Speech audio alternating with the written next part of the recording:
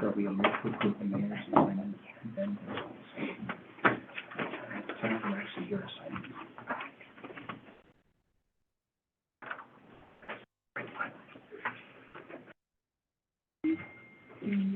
No, I'm not that.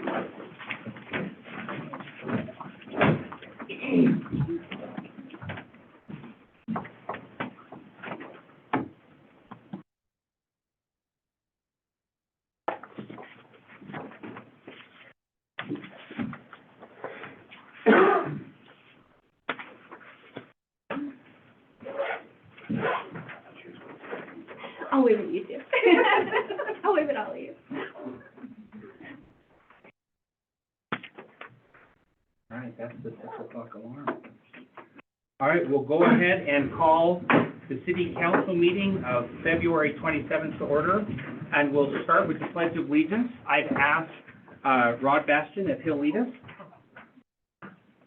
I pledge allegiance to the flag of the United States of America and to the republic for which it stands, one nation, under God, indivisible, with liberty and justice for all. Thank you, Rod. Could we get a roll call of officers, please? Westwood, Here. Conley. Here. Daniel. Here. Key. Present. Miller. Here. Ronnie. Here. Tupin. Here.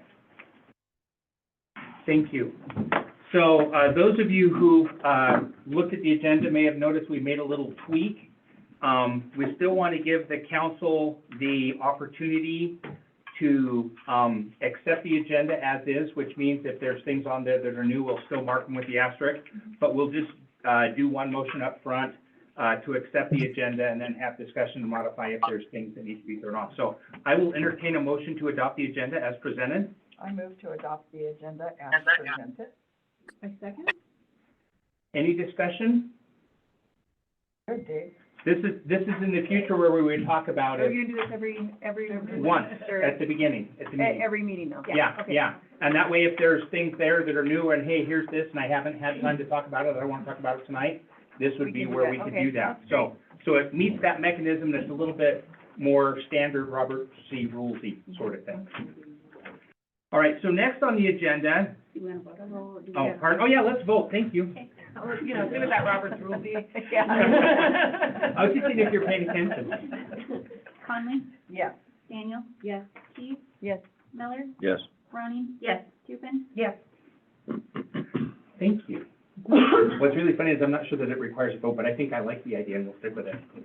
All right, next is the mayor's business, which is where the mayor reports to the council on the activities and the things that council has asked for. So either one of those generates that. The first thing I would like to do tonight is I would like to present a couple of service awards. So we have a couple of long-time employees who left the city at the end of the year. So I'd like to first invite Chief Schrock up here. And while we're doing that, we're also going to invite, what's your official retired moniker? He whose name cannot be mentioned? That's your Scott Cool. Fine. That was me, sorry. And I understand the public math is this is 30 years 30 years. of service. And when you put in 30 years, we give you a plaque. And I understand that this has been corrected and has all the correct information now. And if it's not, the name is Greg. I read over it. I'll go ahead and read to everybody what it says. On behalf of the Red Lodge Police Department, we thank Captain Scott Cope for selflessly serving the city of Red Lodge for 30 years. In this house. He was a law enforcement officer. Captain Cope served as a patrolman, sergeant, Assistant Chief of Police, and Chief of Police with the utmost integrity and respect. Captain Cope positively affected the lives and careers of his subordinates, coworkers, and citizens. His proactive nature, along with his ability to lead others, is a rare mixture in law enforcement. The City of Red Lodge and its police department are giving our best wishes to Captain Scott Cope on his well-deserved retirement. Congratulations.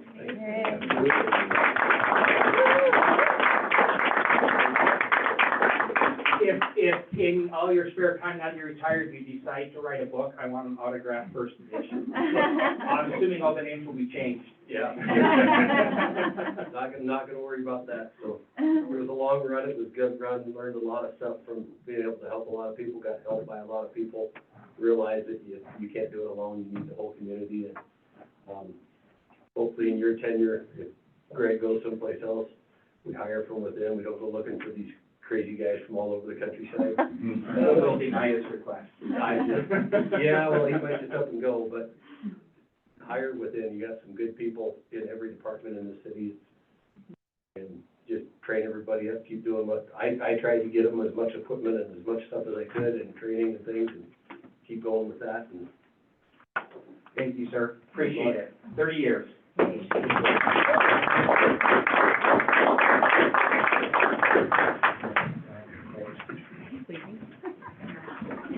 Oh, I did that, literally. You didn't even stick around. You have to come up here. He says, I'm done, I'm out of here. I know. So the second one we have is for Jim Bushnell, who had 24 years with the city. He had a last minute, something that kept him from being here tonight, which I think translates to, I don't have to go to city council meetings anymore. So what I'd like to do is, I know Lonnie worked with him in Public Works for a little bit. So on behalf of the city, I'd like to present this with Lonnie, and you get that to Jim. Yep. And please tell him thank you. I appreciate what Jim did. I had the honor, let's call it that, of acting as a Public Works Director for a month, until our new Public Works Director showed up. And I'm happy to report to Jim that his guys kept the ship afloat and pointed in the right direction. So I appreciate him very much in his efforts to equip the guys to make sure that they could do that. So, Jim, you're not here, but thank you. Thank you, Jim. Recognize. Thank you. All right, the next thing we had is an update on the Rocky Fork Inn project. And the first thing I wanted to call out is that after last week's meeting, there was some questions about a comment that I had made, and I did some research and basically found out that a comment that I'd made that the project was based on the post-flood appraisal was incorrect. So we got all of that information to council. It's in the packet, so you can see that. And in addition to that, we had reached out to the family to verify that they didn't get some information that would have been very, very unsettling, and also reached out to the papers. And so they printed that correction in the paper. So hopefully it got corrected before it even had a chance to disseminate. Having said that, there just got done tonight. We had an hour-long meeting earlier. We were able to pull the family in together. We talked to FEMA. We had the state DEQ. Basically, it was a collection of all the names that have been collected over the last month and a half, and kind of pulled them into a room and asked them where we are, what's next. And I just wanted to give the council an update on that as well.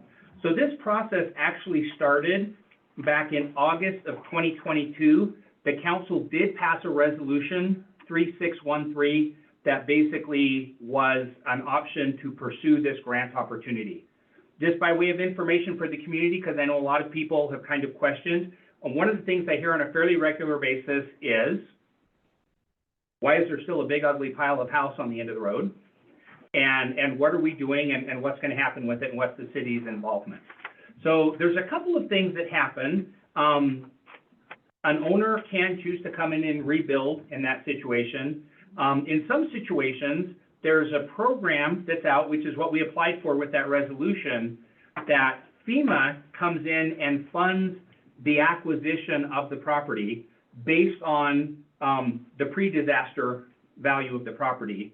And when that happens, they supply funding for 75% of the appraised value. So there's a lot of different ways that we can match the remaining 25%. We thought that we had an opportunity to use some state money. The one thing you can't do is use other federal grants to match federal monies. So there was a state opportunity that we had heard talk of that turns out is not an option because it was just passed in this last legislature, so it's only available for projects that started, in fact, even like after July of this year, I think, which obviously isn't gonna match that. There's some DEQ projects that we're looking at, but basically, it's a voluntary program. It's basically an incentive from the federal government giving us some of our money back that we send to Washington, to persuade a property owner not to build in the same place another property that may encounter the same damages, may damage downstream things, et cetera. So it's a voluntary agreement that everybody goes into. And should we choose to move forward, and we are moving forward at this point, what we will need to do is figure out how we are going to account for the 25% that the city is responsible for. There's a lot of that can be done through volunteer efforts. I apologize that I don't have the date in front of me, but I want to say it's pretty close to this August date of 2022. So staff efforts that were spent helping that can be used to help meet that match. Once the acquisition is done and we go in and we remove that property, if the city uses any equipment or any staff to do that, that counts toward that match. If volunteers come in, that counts toward that match. We got word today of another volunteer organization that comes in and basically does the demolition and takes it down. We need to provide them some place to stay and something to eat, which we could do with the organizations in town. And that all counts toward the match. So there's lots of different ways we can do that. Inevitably, we're probably still gonna need to come up with some money to do that. Talked with the resort committee at their last meeting, given that the plans for this property is, so there's a couple of things. One is, let's get rid of the property. What's in it for the city? Hopefully what we end up with is a really, really nice park down by the creek. People can go fish from, go down and stand. It kind of ties into some other parks in that area. So from a city standpoint, what we're getting is a discount park. And we can get some other grants to come in and do the demolition and turn that into. Because of that, resort tax dollars, assuming there are some, is one of the possible ways that we can help meet that grant as well. So I don't have firm numbers yet. I've requested a lot of information. We're still getting through lots of stacks of information. So I daresn't talk about what those numbers are yet. I think they're feasible. I think they're doable. And I think in talking with the property owners that we have a way forward. We may have to get some creativity before we're done. They are talking about March and April for the disbursements. So we're not talking out on the horizon past any time anybody can see. If we can figure a way to move forward with this, the money is actually given to the state. One of the things that was a little bit scary in the conversation is they talked about they'd reimburse the cost of the property. And we're talking a cost that's north of $1 million. It's got 2 commas in the number. And so they said reimburse, and I went, so what, we just write them a check out of petty cash and then you get the money back to us? And it turns out that they do have a mechanism where they can basically front load that and get that to us. So I think we'll worry about the logistics on that. As I get more information and finer details, I'll be happy to share that with you, but it's developing quickly. We're getting everybody and basically putting a SWAT team effort on it. Got a lot of new information in the last hour, so I still need to comb through those notes. And I see questions, so Chris. What approximately, I know you don't have all the numbers, what is that 25% represent? Is that like 250,000? So, How many comments? so it, pardon? Yeah, so if it's $1 million, it's 250,000. The number that's currently on there is 1.466, so add another 13 on that. Now, if we cut that number in half, that's obviously gooder. right? If we have to come up with 12.5% rather than 25%, we're still working on that. That's an ideal situation. Okay. Thank you. I think we mentioned that donations they can't like take stuff off reclaimed lumber and sell it. If that happens, it comes out of the 1.466, not out of our 25%. That's called revenue from the project. However, anything that they can donate, so if they donate stuff to like DSVS, furniture, if they donate bathroom fixtures, kitchen appliances, anything like that, siding, roofing, anything that's usable, if they can donate that to Habitat to Humanity, that counts toward our match as well. So it'd be really nice if we can match most of that with donations. Other questions? I'll try to get you some real numbers on that, and we'll try to lead. So what we won't do is spring here it is, we need to move forward with it. I was really happy to find this resolution, because I was almost afraid we didn't have a starting point. So it was good to have that information available. I have 25%, it's 366,500. Of the 1.4? Of 1.466. That's a lot of pennies. So, and again, I don't know that we have that much available in our reserve tax unless we get a whole lot of snow in the next 2 months. I'll go on the record right now, if we get 3 feet, I'll shave. That's awesome. It's gonna happen next month. You mean all at once? All at once? You didn't Well, say. just the facial hair. We just do that side. If we get 5 feet, I'll let council shave. No. Yeah, all at once, one big storm. Let's not get crazy. All right, any other questions on the Rocky Fork Inn? And if the public has questions, please go reach out to me or relay your questions on through their council members. And like I said, I'm required to report back to them on anything they ask for, so. The next thing I wanted to update is just the Yellowstone Wildlife Sanctuary. So our city attorney and our public works director were able to get together and look at it. And it was determined that the land swap option is the best path forward to ensure that in perpetuity. Along with some well-documented easements to protect the city's access to the infrastructure. So we had talked about that those main lines are outside of the bison enclosure. You guys have a picture of this inside. I apologize, I don't have the ability to show it overhead. But if you pull out the picture and hold it so that the bison yard is in the upper right, so all the lettering is upright, and this is on the packet for the public who wants to look at it. The blue line is where their current property line is. The perimeter fence is what's up there, and what we were trying to do is avoid moving the bison yard and also maintain a space for them between the bison yard and the perimeter fence. So those lines are outside of the bison yard and the perimeter fence, so nothing can be built on them anywhere, so it's okay being space. If you see the blue line on the left, that's not quite a 45, but there's a steep line, that's their property line. The city was interested in these two little corner pieces of property because they are adjacent to the recycling center and it gave us a little bit more room there.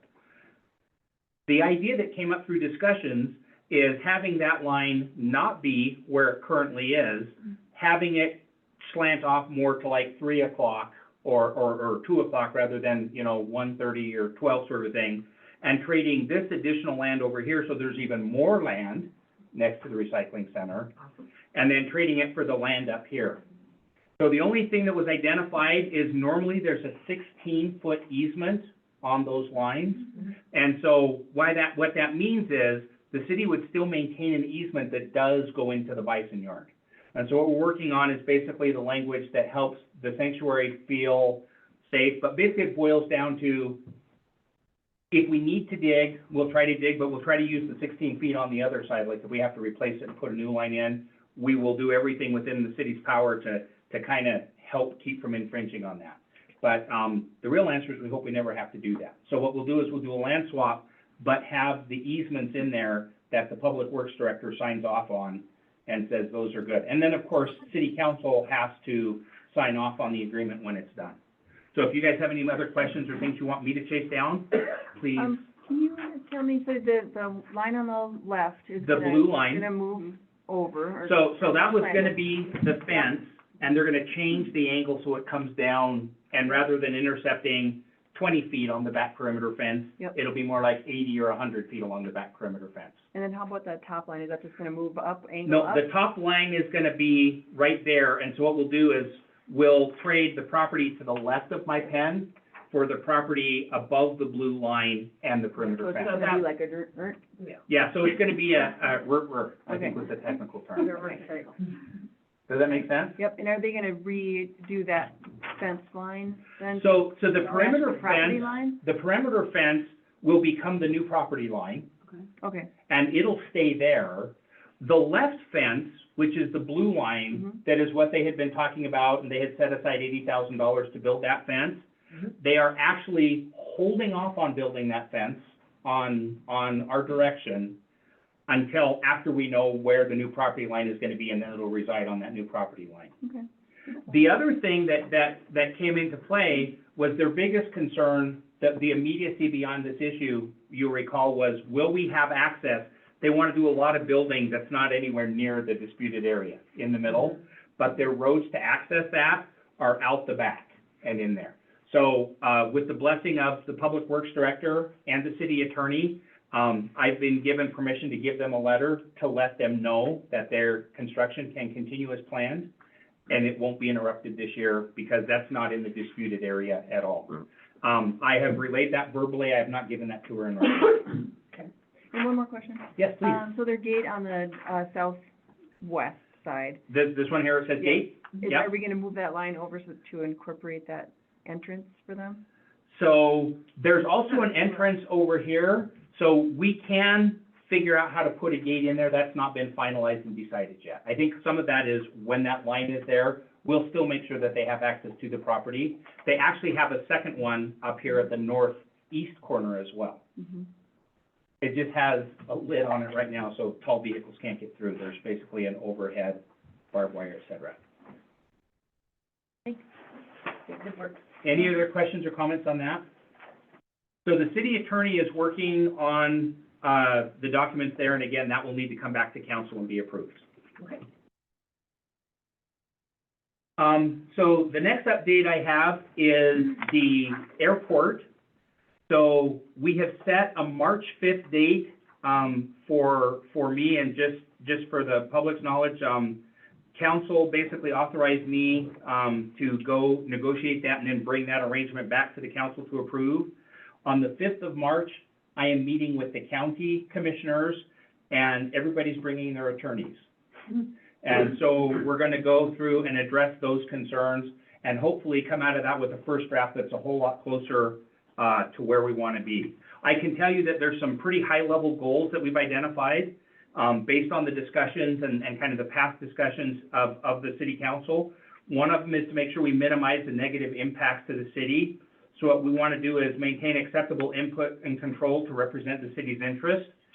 We want to minimize the amount of control ceded to another entity for the proper operations of an airport. So you recall talking about that border and the area to the west of the fence up there. And so, that's not gonna be part of the new airport.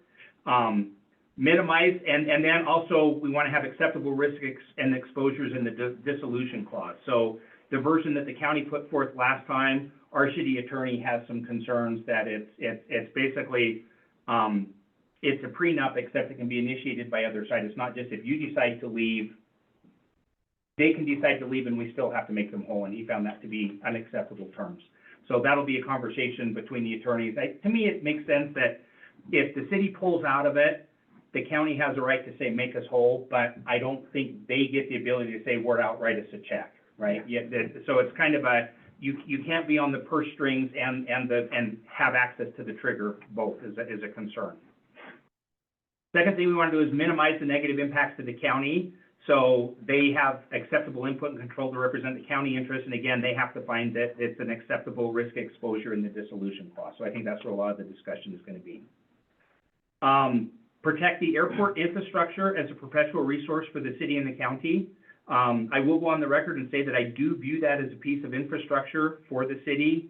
When we have the fires and the emergencies and the search and rescue, it gets used a lot. So I do see it as a piece of infrastructure. I want to adhere to the federal guidelines so we can get the maximum funding opportunities. It actually takes a lot of money to maintain an airport properly. I'd prefer that was somebody else's money, or at least our money that we send to Washington that they send back. In order to do that, we have to maintain a certain amount of control.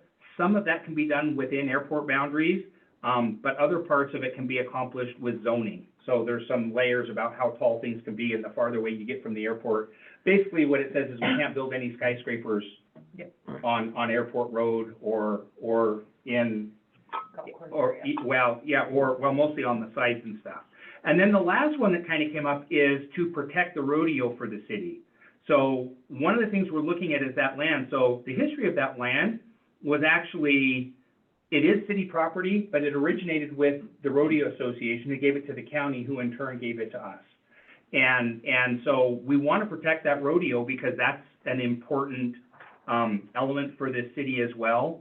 And so one of the ideas we're looking at pursuing kind of in parallel but separately is actually setting aside that land west of the field up there as like Rodeo Park. So it's a separate park and it's preserved so that that rodeo can go on in perpetuity. But we also get other entities out of that. It's not a multi-local, it doesn't involve the county, it doesn't involve the airport board, it's just the city and the Rodeo Association. So it'd be similar to what we have with other parks, Lions Parks, Rotary Park, et cetera.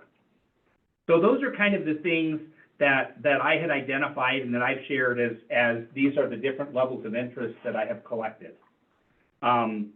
Additionally, we have open communications with the FAA, the airport's district office, the ADO is what they call it, and they have indicated that they are, and I'll quote, ready to engage in a constructive dialogue. So they are going to come down here at some point in the future. We will have a meeting that has the FAA in it, as well as the engineer that we've hired who set up the airport, who's kind of good at helping us figure out how to protect all of these other elements. There was some frustrations and concerns about how many of those meetings, or whether there's enough meetings in public. So we're going to have some new meetings in public, and the public will have an opportunity. They can always come to city council as well, but the public will have an opportunity to come to those special meetings set up specifically to talk about the airport and voice their concerns directly with the FAA and with the master plan.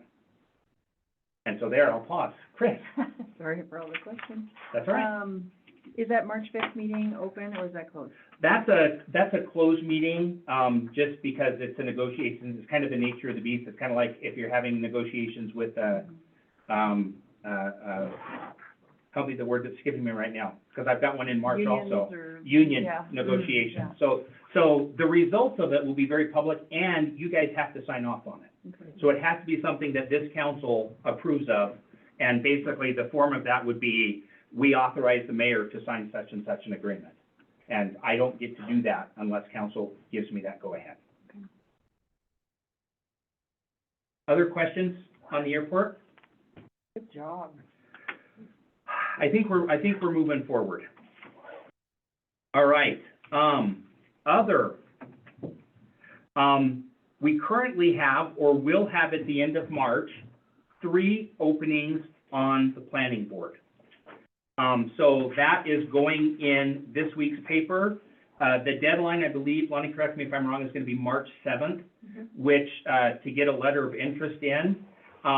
Because it is the planning board and they have some special authority, they have what's called quasi-judicial authority. We are basically making even the existing members reapply and state an interest in doing so. With a lot of our other committees that are just input committees, it's less formal. We don't necessarily have to publish it. We'll just reach out and say, hey, are you interested in staying on board? And if they say yes, we have the option of reappointing them. So that will be in this week's paper. So if you know of people who are interested in serving on the planning board, please let me know. Question, Yes. if they reapply, then are they, on that 3-year plan? So all appointments going forward, since the resolution was put in place, will be 3-year appointments.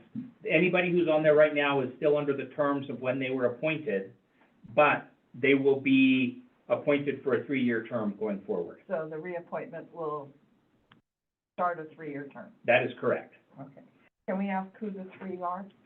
The 3 that are expiring is Al Bloomer, who's our current, President. chair of the planning board. Al has indicated that he will reapply and is interested in serving again, but again, we'll go through that process.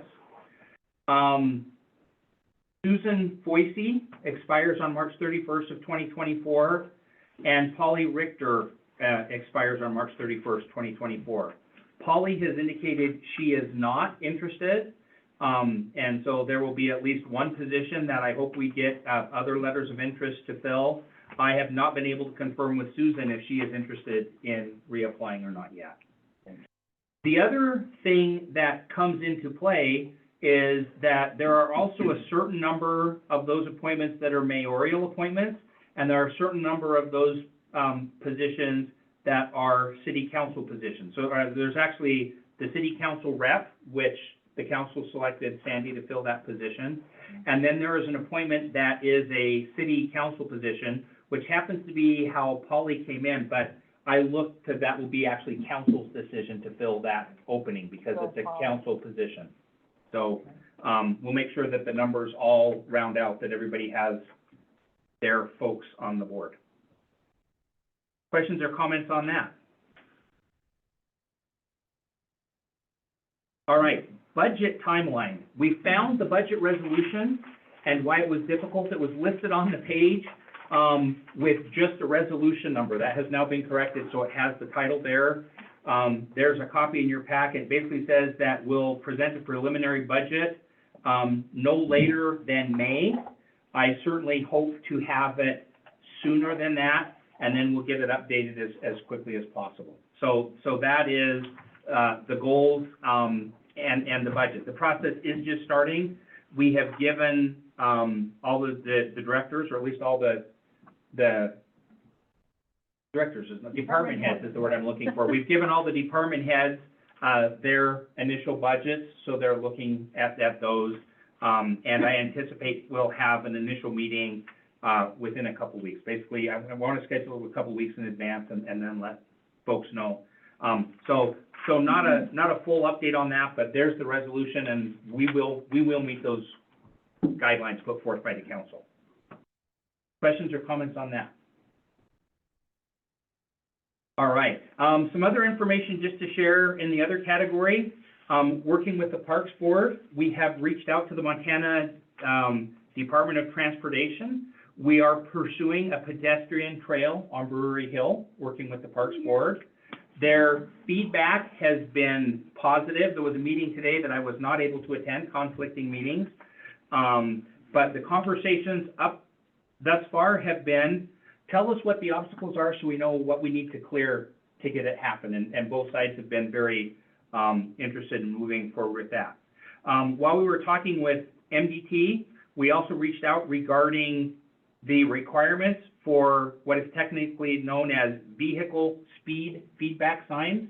And I'm sure you can tell exactly what it is I'm talking about.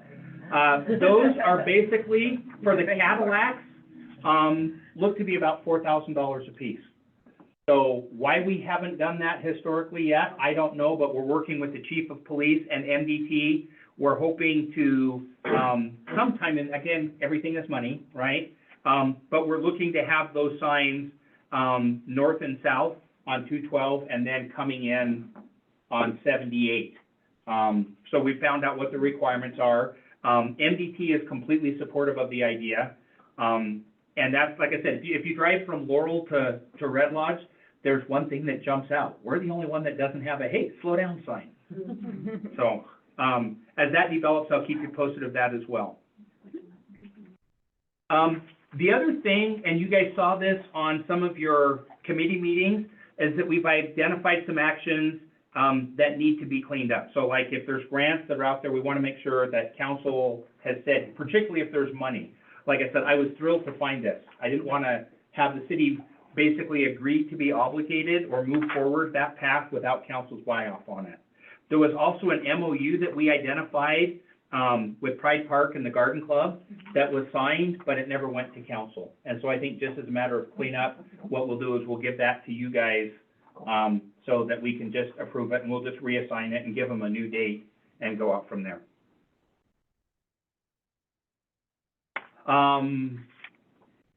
Would that be for, Public Works? Yes. Yeah. Yeah, Public Works, because that's parks. Yeah. Yep. And Just wanted to basically, clarify. yeah, so if you'll make a I think that was one note. of the things we added to your agenda that I. Yeah. Oh, Tell we you need to about. get to that. Yeah, We yeah, didn't make and, that far, and, we don't make one today. yeah, so, and I apologize for that, but there's a lot of park stuff going on, so Yep. that's Public Works from there. And I believe that is everything I had for mayor reports, unless there was anything else anybody had questions on. All right, thank you. The next thing we have, before we move into the action part of agenda, for those of you who are regular attendees, you may notice a slight difference. What we have is we have two public comment areas. This first one is a public comment that public can come and speak for 3 minutes on anything that's on the agenda. So rather than kind of mixing it all up together, and this actually came from the template that the MSU recommended. They had a comment on the public agenda up front, and then at the end, there will be a section for public comment on anything within the city's jurisdiction that's not on the agenda. So with that, if there's anybody who would like to speak about anything that is on the agenda, now is the time to do so, and we'll open the public comment. Then we wait for the herd The wave of to people. come up. Anybody online? Asking once? Going twice? Go ahead and step up to the podium, please. Be respectful, state your name, state where you reside, and then direct your comments toward me, actually. And again, this is public comment, not public discussion debate period. But please, feel free. Okay. Well, that might be a problem. My name is Max Maynard. I live at 411 Hauser Avenue South. This comment would come more in the form of a question, but I don't want to, mess with the rules here too much. FEMA, you said, was paying 75% of the property on the corner that got destroyed. Just a little down the way, still in the floodplain, is, the Eagle's Nest? That old dilapidated motel. Even though that has not been technically destroyed by the flood, could we get some sort of funding to try to revitalize that area? Because obviously we can't open a hotel there, we can't do anything with it other than have some sort of green space, but it would be kind of nice. So, I don't want to take away from your 3 minutes, so if you've got more to say, then go ahead and use it. I don't have any more to say Okay. regarding what's on the agenda. Okay, fair enough. So I will actually provide some additional information. So again, there's no expectation that we can, but given that I just happened to have come out of a meeting today, and that question was asked with FEMA, I can provide I just didn't include it within, because I was kind of focusing on the Rocky Fork. So there is an additional cycle coming up that should the property owner decide they were interested in, they can pursue that. Now, there's a couple of challenges that are there. So first off, there isn't any mechanism for the municipality to go in and basically condemn or eminent domain say, we're doing this. It's a voluntary agreement between the property owner and FEMA, who comes in and says, we'll bribe you not to build on your property because we don't want to have this problem in the future. I mean, that's kind of really what it is, right? Yeah. So there is a cycle that is coming up this summer that we could apply for and start another process that could take another year or two, providing that the landowner has an interest. Given that I have some new information, I may reach out to see if he has an interest. Now, again, that is based on the pre-disaster flood appraisal. I don't mean this wrong, but I'm not sure how different the pre-disaster appraisal was versus the post-disaster appraisal of that property. So it's certainly going to be a smaller cost-wise acquisition than what was a flourishing vacation bed and breakfast rental. I think it was probably cheaper before the flood. Yeah. So anyway, so it is something that we can look into, but it's a voluntary program, so ultimately it's up to that landowner, and then it's up to the council to decide if they are interested in pursuing that as well.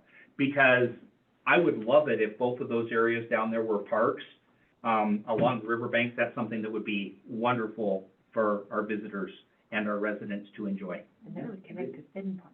And yep, and then we can connect. So we're pursuing it, but it's not something that we can make somebody do. We're not the boss of that. Right, yeah, as long as it is a consideration, that would be a Yeah. good thing.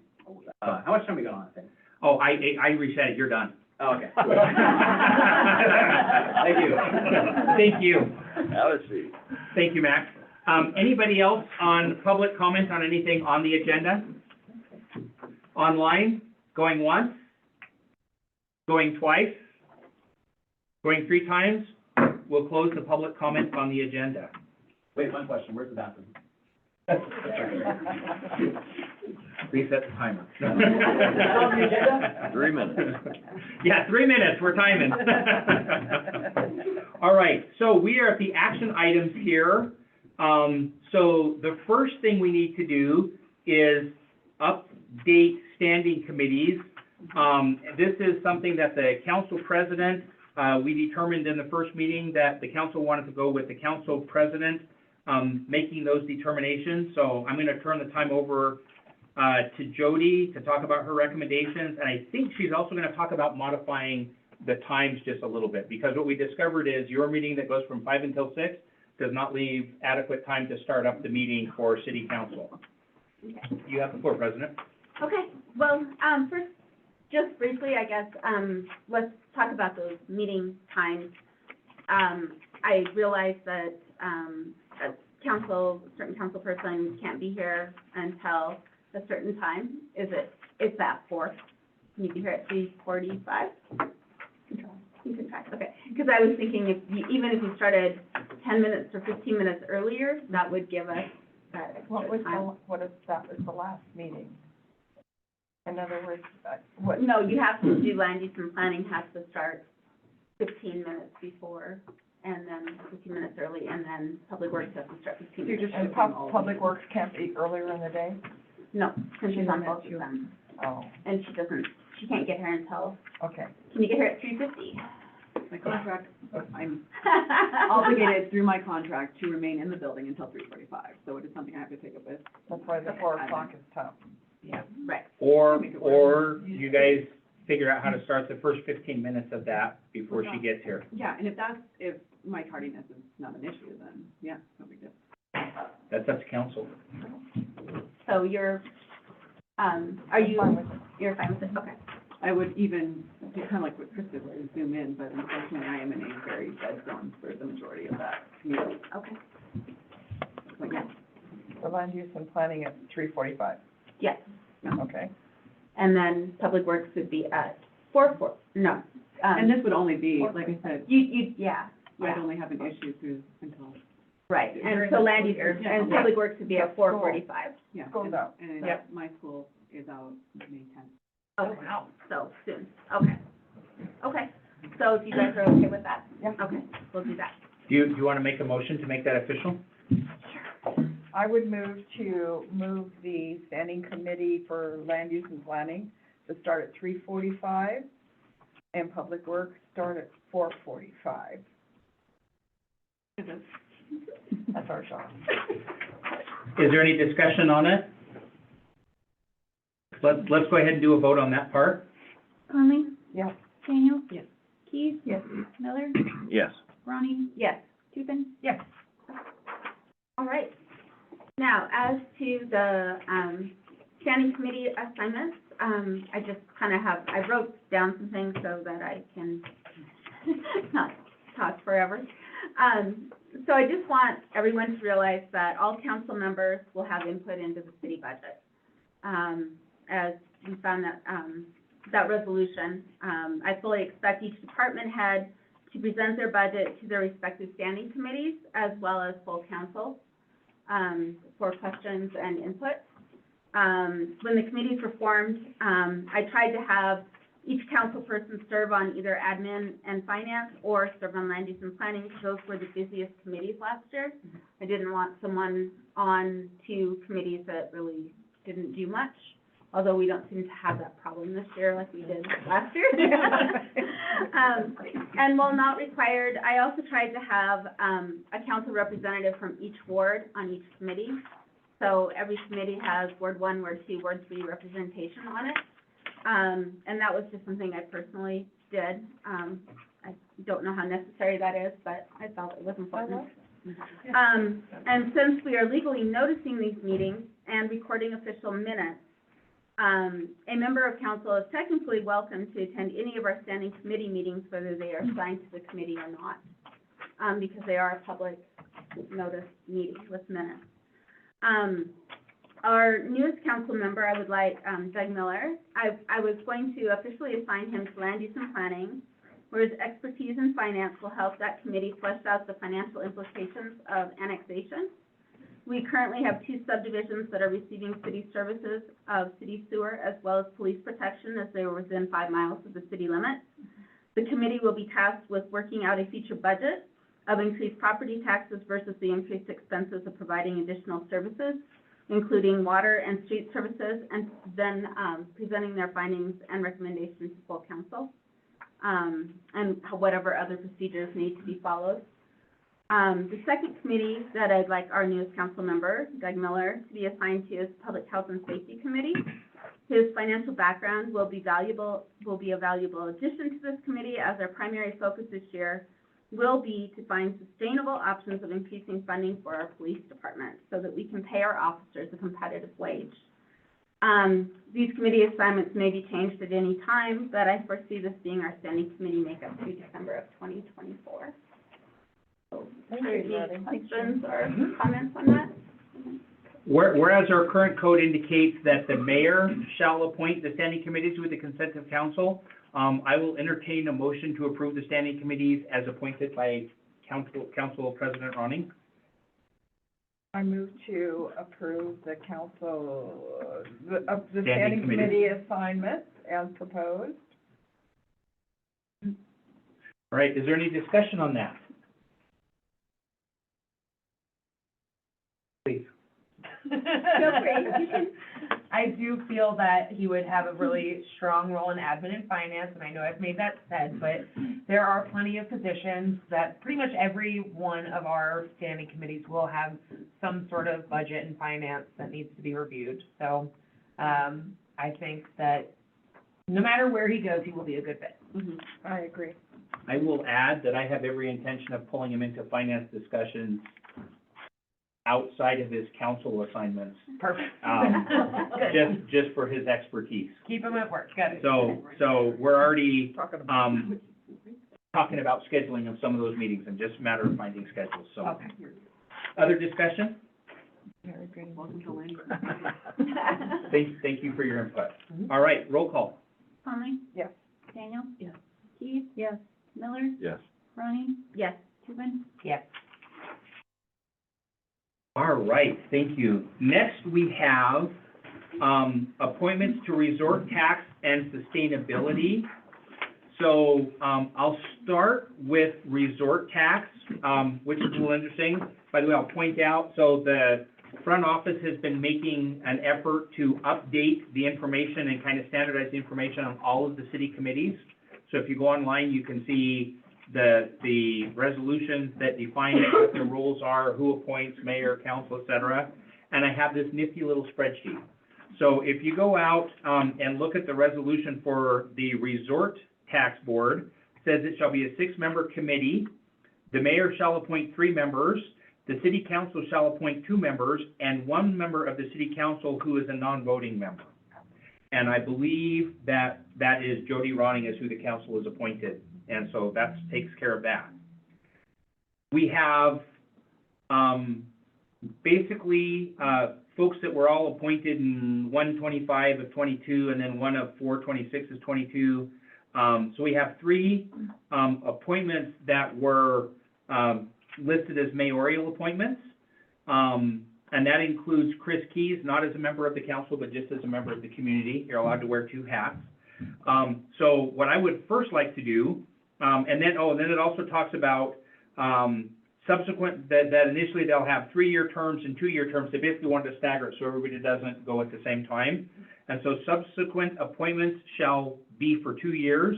So the first thing I would like to do is as mayor, appoint Tom, who has expired, to a 2-year term, and Jeremy Hull, who's on that committee, to a 1-year term. Let's do that first. If I can get a motion to accept those nominations. I move to accept the nominations of Tom and Jeremy. So Tom would be a Second. 2-year Tom is a resolution? 2-year and Jeremy as a 1-year. Yes. And that doesn't mean they can't be reappointed after that, it just means they're not expiring at the same time, Oh, noted, okay. okay? I second. Second, discussion? That's not what you're raising your hands for? No, I seconded it before, so. Oh, okay, gotcha. You probably didn't hear me. Sorry. I gotta talk louder, sorry. Roll call? Conley? Yes. Daniel? Yes. Keith? Yes. Miller? Yes. Ronnie? Yes. Tubin? Yes. All right, in the interest of time, and since we had this on the agenda, Chris Key's current term expires in April of 2024. Assuming that Chris Keys was open to the idea, I would like to reappoint her for a 1-year period I am open. as well. I move to appoint Christie to a 1-year term. To approve the mayor's appointment of? Approve the mayor's appointment of Christie to. Only if my name is spelled right. And I would second that one. Any discussion on that? All right, so what we'll do is we'll update that to be April of 2025, so that staggers that out a little bit as well. So next, we have 2 new positions. Oh, sorry, let's do a roll call on that. Thank you. Conley? Yes. Daniel? Yes. Keith? Yes. Miller? Yes. Ronnie? Yes. Tubin? Yes. All right, next we have 2 positions that are slated as council appointments, which is a marvelous coincidence because received 2 letters of interest that are in your packet from Joy Goodwin and Brent Moore. So I will entertain a motion from council to make some appointments. How long? Oh, one of them will be a 2-year term, one of them will be a 1-year term. I would move to approve Brent Moore and Joy Goodwin as members of the Resort Tax and Sustainability Board. I'm sorry, just Resort Tax Board. Yeah. Okay, Resort Tax. I would, do Brent for 2 years and Joy for 1 year. That would be my motion. There's been a motion and second, is there any discussion? They'll both be great additions to the Resort Tax Board. Yep. I totally agree. All right, hearing no other discussion, let's go ahead and do a vote. Conley? Yes. Daniel? Yes. Keith? Yes. Miller? Yes. Ronnie? Yes. Tubin? Yes. Right. Can I ask a question? Please. So will this page on the City of Red Lodge website be updated then with the real expiration date? With the new expiration Okay, dates. great. Yes. Because then I would look and remember when I'm done. Never. Sticky note on the fridge. That's really funny. All right, so the next thing we had was Sustainability Board. So, the first thing I would like to do is, we actually have 2 members on the board that have expired in January of 2024. That is Julie Hancock and Alan Best. I have reached out to both of them. They are both willing to continue serving. So, I would like to, and then, while we're there, I would like to also add to one of the unfilled positions, so that leaves us with 1 still, Joy Goodwin. Joy Goodwin had originally applied for the Parks Board, and then through the switches of administration, that was lost, and sustainability was close enough, and she had indicated an interest, but we didn't have it posted, and then when we did post it, she was on the road, but she sent the letter in. I actually had her resend in, because she had applied for the Resort Tax Board, before it was posted, so I had her resend it in, and then, she indicated, yes, I'd still be interested in the Sustainability Board. So, I'd like to reappoint Julie and Alan, and add Joy Goodwin to the Sustainability Board. What are their terms? These are all standard 2-year terms. So they would expire as they do now, as we appoint them. I will make a motion to approve Alan Betts, Julia Hancock, and Joy Goodwin to the Sustainability Board. Second? Any discussion? Hearing none, let's have a vote. Conley? Yeah. Daniel? Keith? Yes. Miller? Yes. Ronnie? Yes. Reuben? Yes. All right, thank you.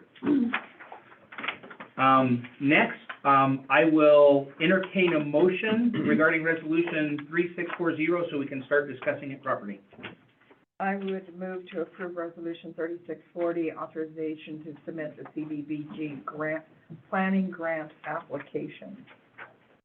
Okay. Everyone second? All right, discussion. Well, so with this grant, again, we kind of spoke on it before. So this is coming from the Community Foundation, well, funding's not coming from the Community Foundation, but this is before the Community Foundation, to prepare a housing study for the urban renewal district and to identify land that could potentially be used for workforce housing. So on a whole, we asked Lonnie about this before, if we needed to add admin fees. Sounds like it's a really easy process for the city, so we're gonna pass on the good faith.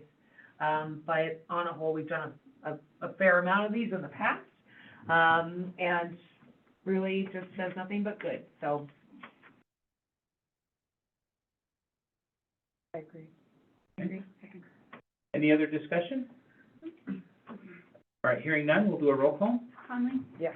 Daniel? Yes. Keith? Yes. Miller? Yes. Ronnie? Yes. Reuben? Yes. All right, I will entertain a motion for 3641, so we can start discussion on that. I would move to approve, resolution 3641, which is a resolution to exclude certain real property from the city of Red Lodge. Second.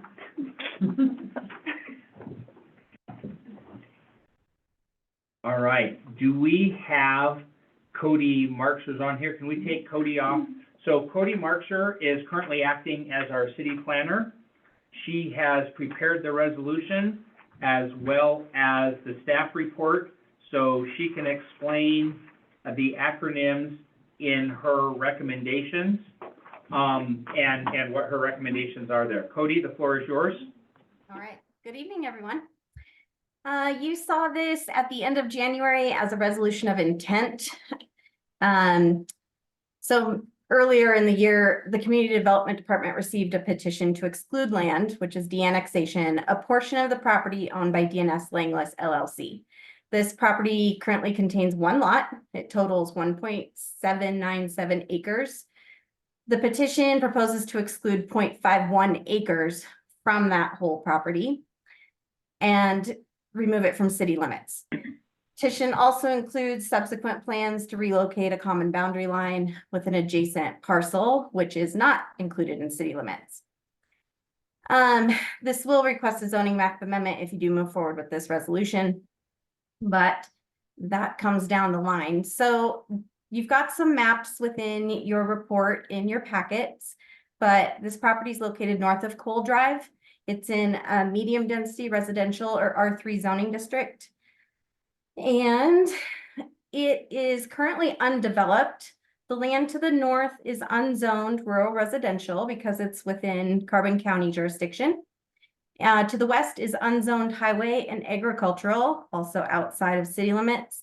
And to the south and east are medium density or R3 zoning. The portion of the property requesting exclusion or de-annexation is currently zoned R3 as well, and Spring Creek actually bisects the subject property just east of where the proposed new boundary line will be. You'll notice in your document that you don't have a recommendation from me to say yes or no on this, and there's a couple reasons for that, but primarily would be I am a contract planner, so it's general practice when you're contracting that I'm not going to direct city council on what's best for the city. So that would be why. But if you do decide to move forward, I would suggest some conditions of approval in place. Number one, the applicant should submit a subdivision exemption or COS review to both the city and the county for review and approval, followed by filing the approved survey with the Carbon County Clerk and Recorder. Number 2, a revised municipal map or zoning map amendment should be submitted to the city for review and approval also. Number 3, any easements or agreements associated with the subject property shall remain in place. Number 4, removal of all water and sewer services for the subject property should be detailed within the exclusion agreement. And number 5, all city streets and rights of way adjacent to the property shall remain within city limits. Just a reminder on process for this is guided, exclusions are guided by state statute. So on January 23rd, you completed the resolution of intent to exclude land. That was resolution number 3638. Public notification was provided following the public notification requirements in your zoning regulations and in accordance with Montana Code annotated 7-4805 and 4806. We did complete a protest period of 20 days, February 1st through 27th, so a little longer. And tonight you have the public hearing on the question of exclusion with City Council, which is your resolution in front of you. And that's in accordance with statute 7-4807. And I think that's all I've got for you. Any questions, let me know. Cody, on number 1 COS, is that certificate of survey, I presume? It is, yep. Okay. Were there any correspondence received during the protest period? Not that I'm aware of. All right, and then on the public hearing, do I actually need to open the floor and have a public hearing on this item to dot all the i's and cross all the t's? Yes, sir. All right. In our earlier conversations, you said that the recommendations did not need to be part of the resolution because you just refer to the something of record. Can you restate that? Yeah, so in your draft resolution, it references if there are conditions of approval, they would be included in the record of decision, which you would attach to your resolution. I am happy to add the conditions into your resolution, but general practice, at least on my end, is to attach it to your record of decision. Can you explain, what exactly a subdivision exemption is? Does that mean that that can't be subdivided in the future? It does not. Or So. what exactly does that mean? Yep, yeah, perfect. I love that question. So a subdivision exemption, it's also often referred to as a COS or certificate of survey. It's essentially dividing land, or anytime you're creating more lots from the original tract. So from 1 to 2 or 2 to 3, whatever. It's a process that allows for creating more lots, but not going through full subdivision review. There are certain ways of accomplishing that through the state and obviously then adopted in your zoning and subdivision regulations.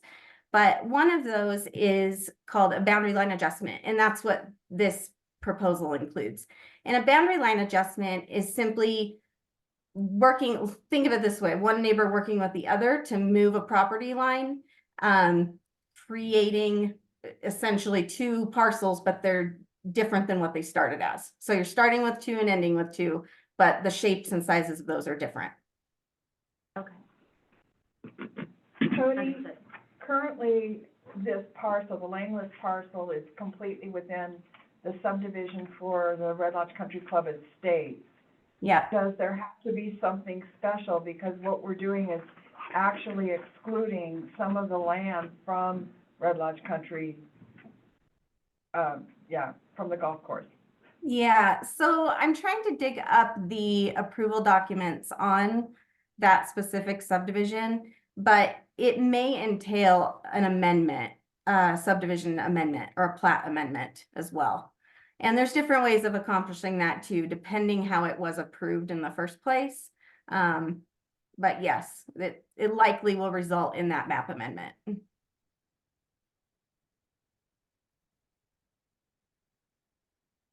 Is there any other questions for Cody? Did anyone actually reach out to the country club, or They did, okay, just We- wanted to double check that. We did, they have signed off as has the golf club, which is also an adjacent property. Perfect, And they also had opportunity during the public comment period. just wanted to double check. Are there any costs to the city to de-annex? Other than Time, a little bit of taxes, but it was very little. I think there's maybe a question about when you talk about revising the municipal map or a zoning map amendment, that's gonna be some cost to do that. I believe, the past discussion of council was that if there were any costs that could be directly mapped and identified, that they would be borne by the applicant. Yep. Is that correct? That's, you're right. Is that covered in the Recommendation. in the resolves, or if not, that we could entertain a motion to basically say real costs incurred? Where would that be written? Would that be written in Cody's, recommendation, or would that be I a think rec- it's in the oh, resolution. It's in the resolution. I think in the resolution. Yeah, I don't see it in here.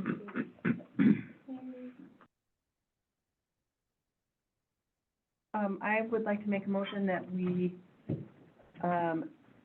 amend the resolution, with something that says the cost, any costs are incurred by the applicant. Any real costs incurred by the city? would that be 1D?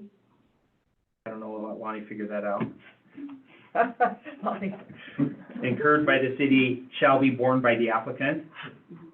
That seems like a one. Yeah. Oh, you're talking about the placement? Yeah, Yeah. 1D. Mm-hmm. I thought she was asking how to spell incurred.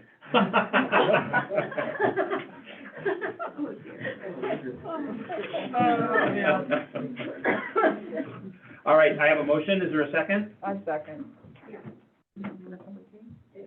Yeah, before we vote on that, I think I'll do the public hearing before we get to the motions also. Is there any other conversation before I open the public hearing? Cody, if you don't mind staying with us, I'm gonna go ahead and open the public hearing regarding a resolution to exclude certain real property from the city of Red Lodge. Step up to the podium. Anyone online? Going once? Going twice?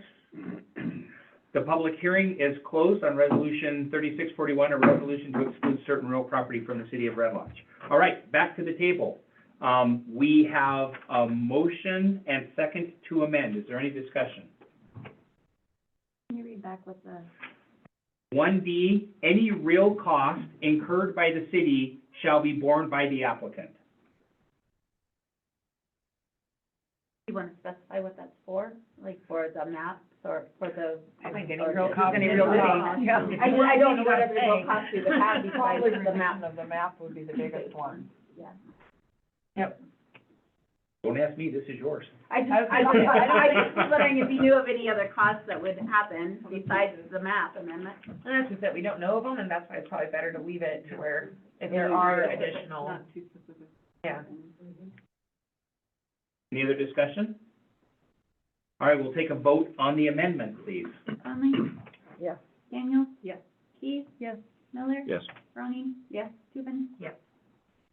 All right, thank you. Now we'll move to the motion on the main resolution, 3641. Is there any further discussion? All right, hearing no discussion, let's take a vote. Conley? Yeah. Daniel? Yes. Keith? Yes. Miller? Yes. Ronnie? Yes. Tubin? Yes.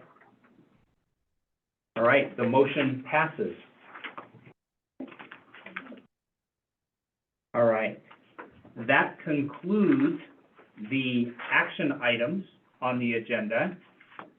Is there any correspondence to be shared or discussed with council? I noticed we had this correspondence regarding, CART It was in the packet. that was in the packet. Is that something we discussed, or?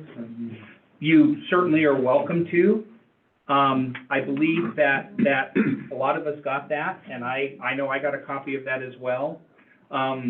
I share the writer's sentiment that CART plays a very, very important part in our community. I have lots of friends that utilize the service. However, that doesn't persuade me, that it's something that is a service that needs to be borne by the taxpayers of the city, of the city. And so, now, we are looking for ways to work with them. We're talking about whether there can be a land lease, that we give them some land that they can build a little car hangar garage that they can park those vehicles in. And my sense from past conversations with council is we're willing to entertain that. It's just not anything that's, it's in the talking stage yet. It's not in the getting ready for action stage. Certainly, when we present a budget, council has the option of modifying that. The council approves the budget that the mayor prepares. You just need to be prepared to explain to the council, to the taxpayers, why you're choosing to spend the money there versus elsewhere, so. And isn't CART some part of Red Lodge Community Foundation? Yeah, it is it is the community foundation. And that's where they're getting their current funding Mhm. Grants. and their grants. They are applying for a big grant too. It was in the paper. Yep, and we're happy to support and back them in all of those efforts. We're just, But financially, We can't finish them for it. okay. So- Well, I just wanted to be clear and at least discuss it. so that's my thoughts, and anybody else have things they want to add to that? No, I'm I right, figured I'd catch the flaming arrows on that one. I mean, I'm right there with you in the same regard, Bruce, it's that this is why nonprofits exist in our world, and that's why we give them the support when we can. All right, any other conversation regarding correspondence? All right, so next we get to the council's part of the agenda. So the council has their, standing committees. Those agendas are published online for those online or here. They also include the link, so if you want to dial in or click into the meetings remotely, you can do that. They are live links. And, by the way, that's where all the action happens, right? Hopefully by the time we get to this meeting, it's really boring, like this meeting hopefully is, right? And so the standing committees are where the action hits. So, public health and safety, what I will do is, this is at 8 a.m. in the morning, and our current chair of that is Sandy. So Sandy, do you want to give us an update? I will. First I want to apologize because I have chemotherapy brain. And, but anyway, we started off the morning. I'm the chair. Jody takes the minutes, and we welcomed Doug to our group. The crisis management with the county, we had brought that up as to what would happen if we had a citywide electric outage. The chief of, the fire chief did say that the evacuation point within the city has always been identified as a civic center, and they do have a propane heater that could help, but it's not a long-term problem. I did communicate with Serena, who's the county disaster emergency service person, and they think that she thinks that the fairgrounds would be a better option for a large group of people for, you know, if it's going to be a week, then we really need to do something with that. So Serena is working on it, so it's not necessarily the city's job to handle those crises within the county, but we are working with the county to identify a place that we could possibly evacuate if we needed to, especially with weather like it was today, and we have an elderly population that you know, lives alone. So we were just a little concerned with that. So we're happy, very happy with that. The addressing issue. Years ago, there was a resolution by the city council to change our addressing, and the theory is that this street, which is 11th Street, would be Mount Maurice Avenue, I believe, and everything going that direction would be First Street North east, First Street northwest, and count down up that direction, and same with this direction as it currently is. The problem would be that the homes that face the streets, not the avenues, they would need to change their addresses. There's been an issue with police department, fire department, UPS, FedEx, Google, that we are not the norm when it comes to addressing. And, yeah, and Glory Mahan had addressed this and was heading it up. And unfortunately, the ball got dropped, nothing happened. There was $40,000 in the budget, in the Public Works budget, that has been carried over every year. So where they are right now is Public Works is going to find out what the cost is to replace all those signs and get the whole thing done. And so we're just waiting to get an estimate to see if that 40,000 will actually work. I did ask the question whether or not we could get a grant for that. So that would be really lovely if we could get grants and get that 40,000 back into The Public Works Committee will take it over. We'll take that over, great. Jody did update us on the tax, on the resort tax. Currently, the resort tax cannot be used for the police department at all, No, for salary. for salaries. It So can be used for capital. for capital expenditures only, both that and the fire department. Mhm. You can use it for capital expenditures. So we have the budget for the fire department, and there's been a few items on there that we thought might be capital expenditures.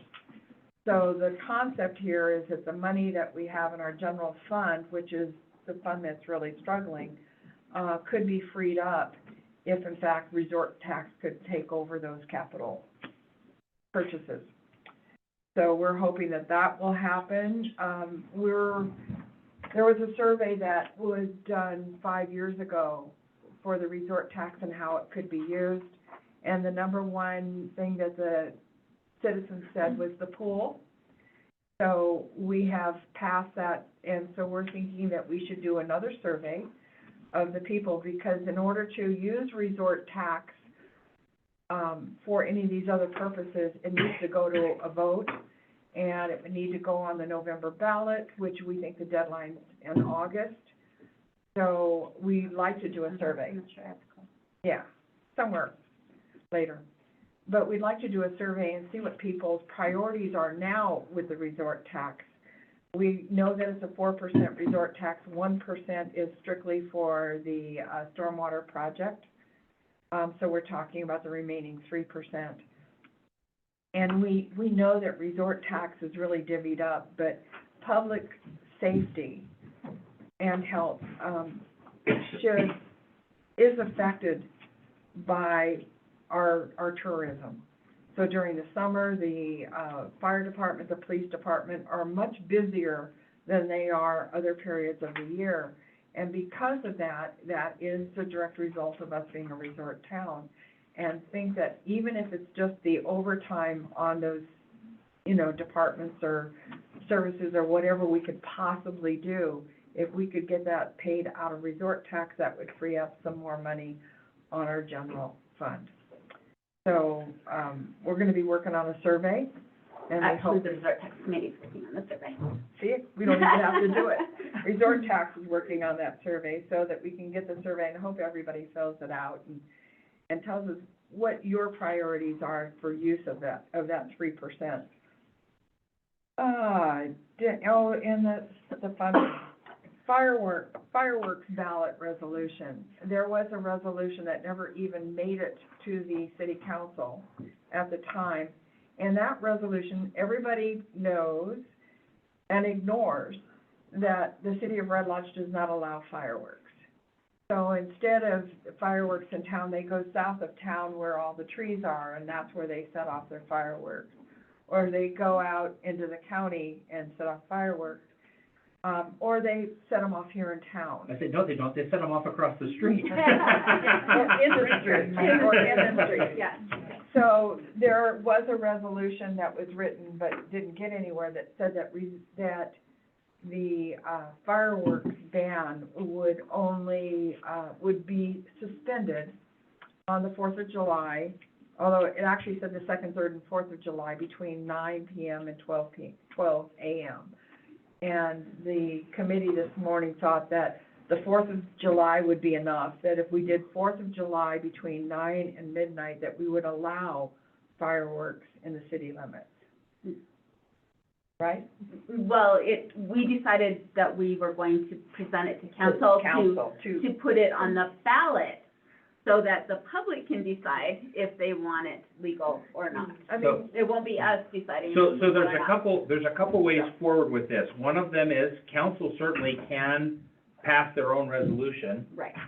However, it seems to be a conversation that comes up in flip-flops, and there's people that are for, and there's the people that are against, and they're always there. And one of the ideas that was floated, Thank you. and you can call it the very cowardly approach, or you can call it the very democratic approach, is give it to the voters of Red Lodge and let them make the decision once for all whether they want to allow it or not, which then council can craft the resolution and then give it to the voters.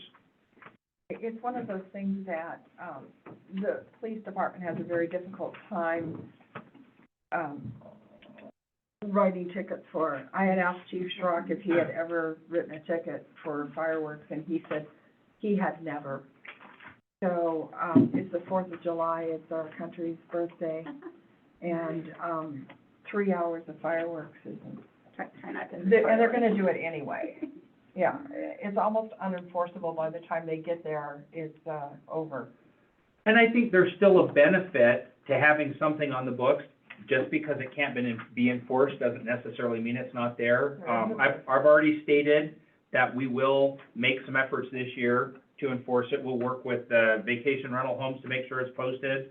We'll have some signs as people come into town. It's interesting to me as I travel around and go places on the 4th of July, I see fireworks not allowed or fireworks only allowed. Even in town, if I drive up West Fork, there's an HOA, outside of TP Village, Yeah. that has signs up that says no fireworks allowed. And so I think even just, while that is the law, again, we're not gonna get 100% compliance. But this year, assuming that they are still not allowed, it is the administrative function to do our darndest to make sure we get that word out there. It but definitely isn't allowed this year because it wouldn't get on the ballot. Yeah, but I certainly have no opposition to council either taking it on or council crafting something that they want to give to the voters. I think there's some wisdom, in giving it to the voters, because then when people say, how come you guys allow fireworks? You can say, because that's what the voters say, or how come you guys don't allow fireworks? Because that's what the voters decided. That to me is the most defensible answer that there possibly is. So I don't think it's a bad approach. That was public safety, help. Okay. All right, Bernie. You're okay. All right, next, we have admin and finance, and Well- that is Me. Jody. So, I'm just gonna try to keep it short and sweet. Mainly what I wanna focus on for council, there are a few things that we're working on as well for the business registration. We need to bring our fees into compliance with the new state law, that basically says that if you're a licensed business through the state, you cannot be, separated out or categorized like. Charged a separate Charged. second license. Yeah. Right, because, yeah, and we are a business registration, so we're safe there, but we also charge for adding liquor or adding beer and wine and for our, cannabis dispensaries. So basically, we're going to be working with the city attorney to make sure that we are in compliance with the state law on those, so you will be seeing some changes in that moving forward. And I believe the deadline for that is June 1st is when we start sending out business, Yeah. registrations. And because there's an ordinance change as well as a resolution change, that basically doesn't go, so it's gotta be completed by May 1st for the second reading of the ordinance. So that gives us all of March and April, but it needs to be done by May 1st in order to take effect for June 1st. Yeah. So factor that into your deadline. We will be getting in on that one, so very quickly, so, just so you know, that's coming down the road. Public service fees, we did turn that over to Public Works, I don't know if you had time to talk about that today, so I'll just save that for you. Council rules and procedures, the changes that we've been talking about, and we will be getting updated copies of those to everyone so that we can actually have a full discussion on those, hopefully at the next meeting. Yep. Standing committees, we want to define, the committees that we have and specify appointment procedures. Basically, we're putting into play exactly what we did this year, which would be the council president, what committees we have, because they're not in there anywhere, and that the council president does, appoint those with input from council and approval from council. And we did, we are going to put in there that minutes official minutes are a requirement of the standing committee, so basically, so people, you know, if there's some subject that they really want to participate in, they can go to those meetings, the council person could as well. Work session, I think, I guess I'd like your input on this, but our group felt that this was working the best, was to have our general business meeting and then council business at the end of the meeting. And so we would just be putting that into the council rules and procedures. And then we do want to make sure, that the deadline to submit items in the packet and the agenda are clarified and across the board the same. But we would like to, for the committee agendas only, because we use the committee agendas to set the main agenda, the general business agenda, we'd like those to be in by the end of day on Wednesday, so that we have all day Thursday to put together the main business meeting agenda. And of course, you can still submit things for the packet into this. I think we have Thursday at, is it noon? Thursday at noon is the Noon. deadline currently. So the only thing that would change would be our committee agendas. Yep. Because, like I say, we basically pull everything off the committee agendas to make the business meeting agenda. And then that would also, you know, hopefully we'd be able to have this done by Thursday at 5, so that if, at a certain someone would like to You take might- a Friday off. you might need people later. So, you know, because, yeah, so if, someone in the admin department wants to take a Friday off, they're not waiting around for us to get our agenda done so they can get the packet out. So, is there any input from anyone? Please speak up now, or let me know. This is back maybe on what you plan to talk about, but since I wasn't aware of the changes to the agenda Yes. and the formatting, do you want to explain Oh. that to everybody? Yes, so, and I apologize, I should have let everyone know that on Friday, but Dave and I met Friday for a couple of hours when we were putting together, working on this agenda. So basically, we, came up with a format for all of the agendas, so please use this format moving forward. Basically, there's really no old business or new business, it's all just items of priority that you're working on. Do you want it in Word so that you can add the Zoom? Please do provide it in Word as opposed to PDF, just because if there's additions, so like Public Works got hammered because there was some things that showed up on there and I didn't get a chance to, It was in Google Docs, which everybody can, edit. yeah, well, some of the ones we got were PDFs, so they weren't, I so, sent so. PDF. Yeah, so yours was, yeah, it was really easy to modify, and there was just some things there like, we're losing money every month on trash, that's kind of important, let's address it. And so so we were able to, as things came up, we were able to work together with the committee chairs and with the council president to get some stuff on there. Thanks for doing that.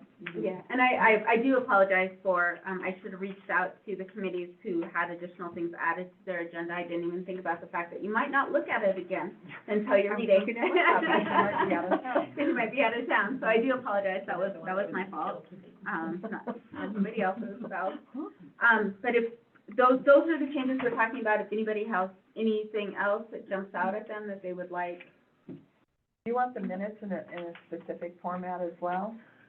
So we discussed having like a training with Lonnie, to kind of get it really synchronized to where we're all doing the same thing and doing the same format. Like, I tend to go very far with my minutes.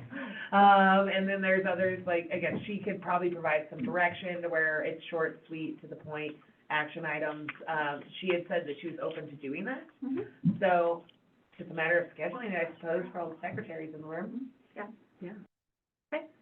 And there's also some information in the council handbook on what qualifies as legally sufficient minutes. Yep. If you do a Google search for legally sufficient minutes, it'll give you some outlines there too. But I do agree that everybody getting together and having a work session is That'd be great. Yeah. is a good idea, just because it helps standardize. We've got the agenda standardized now, let's make the So, minutes. I mean, easier. yeah, absolutely, and Agreed. the main thing on your minutes is to not editorialize or put your personal opinions in them. It's more about what happened, who said what, you know, Yep. what points were made, what was passed on to another committee, what's being presented to council.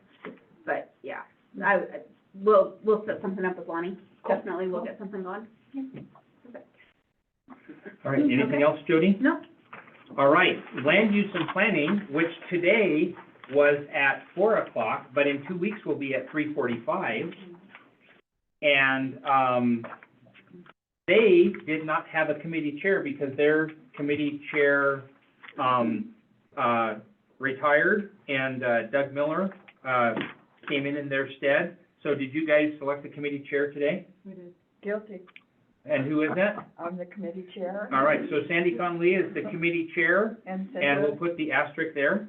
Cinda will do the notes, minutes. So we did, our minutes were approved, we reviewed, spent quite a bit of time on the, planning board priority list. As you can see, I'm not an Excel person, but I did what I could in coloring this. The ones that are in red are those that really we felt need to be done first, which is to make sure that our zoning is in compliance with the state regulations. And I think that's right at the very top. And part of that is the minimum lot size, because the state has now changed it to 2,500 square feet, where our zoning is 5,000 square feet. So that's going to need to be one of the things that's changed, and I think that could really be a problem, but Is that only for cities more than 5,000, or is that everybody? Cody would know, but I think Cody brought it up. Yeah. Yeah, so that's something that they need to look at. And workforce housing, I think that the planning board just needs to look at what their role would be in helping with establishing some workforce housing perimeters, maybe zoning. There needs to be some look at that. So those were our top three. Start with that. The ones in green, we felt were the next, of course, the downtown revitalization plan and the growth policy, which we know that Great West has a grant to do. But that will, we're trying to think of what they can accomplish in the first year. And that's what that's what this priority list is. We know that the growth policy has to be done in this next year. And the downtown plan isn't a required plan, but it's been many years since the last one, and we really do need to have an update on that, so. am I the only one that responded back to these? You're the Yeah. only one. I didn't see it at the bottom of an email, I'm still getting used to Gmail. I use Outlook mostly, Okay, so. I'm like, And then, ADUs, the planning board and the acting planning director had a problem with a definition of an ADU. To us, to the planning board, we thought a unit implied one family unit, whereas somebody wanted to build an ADU as a building that had 2 units in it, which I believe the planning board thought that became multifamily housing. And so there were some areas it was zoned in and some areas it was not. So they just need to clarify that definition and be really specific. We know that sooner or later we'll get the airport master plan, because that is needed for the FEMA.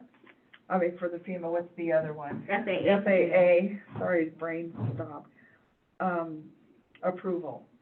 So that's just something that's gonna be ongoing until we actually get that. The urban RV park camping zoning review, with what's happening in Bozeman, we don't want to be caught up with that, same homeless situation that everybody invades us during the summer and puts their, tents in the parks and things, and we just need to review and make sure that we're okay for that. Two items that were not on the planning board's priority list was the annexation or de-annexation requirements and procedures. As we talked about earlier, we're talking about annexing the 2 subdivisions that the city currently services with sewer. When they were approved for the sewer hookup, the agreement was that they could be annexed if we so choose to do so. The problem is that we need to find out what the cost would be to provide snow plowing and water service to those 2 areas versus the income from the property tax.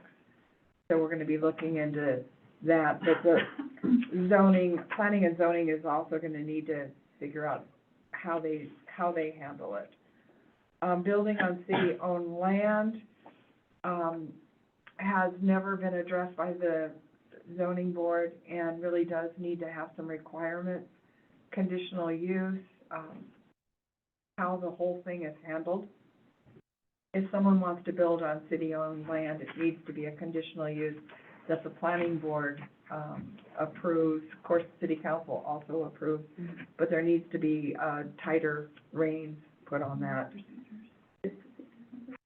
The ones in yellow are the ones that we felt were the lowest priority. Surprisingly, the planning board, didn't concur. The 2 failed council, what were they, resolutions to change the zoning, one on the outdoor advertising and one on short-term rentals, additional short-term rental requirements. And the planning board, I think the problem with the planning board is they've spent so much time on these, they hate to let them go. And I can understand, spending months on these, but they already failed at city council once, and the idea of revisiting them just doesn't make any sense when there are other things to do. So that was very low. Allowed uses tables and definitions update. I actually was on a subcommittee for the planning board on that, and we spent quite a bit of time on it. And I think it's a rabbit hole personally. But it's such a massive undertaking. I think it's just too much time to put into that when they wanted to have a prohibited use list. The way it has worked in zoning is that if it's not in the allowed uses or conditional uses, it's not allowed. So having another whole table of trying to come up with every scenario of things that aren't allowed is just crazy. And same with the allowed uses table. So we just can't imagine every scenario. It has to be a little bit general, and the planning director has to use some discretion on those generalities. So those 2 weren't high on the list at all.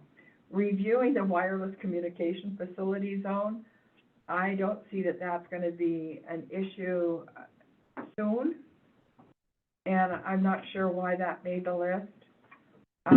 Sexually oriented businesses, the state requires us to have a location for a sexually oriented business. The current zoning has one, and I don't see that they should spend any more time on maybe finding another, or, citywide noise level reviews. I haven't really heard that there's been any issues. We have an ordinance for noise in the city. Some of these, I'm not sure why they ended up on the list. I did ask the planning board, president, chair, or co-chair to give me a better idea of what they meant by multi-dwelling / multiplex clarification. And it sounds like the problem is the words. Multi-dwelling is multi-dwelling, whether it's, that implies one dwelling with many families. Urban marijuana commercial cultivation review. I know that they've been skirting that issue for quite a while, thinking that the state requires everybody to have some place for, growing marijuana.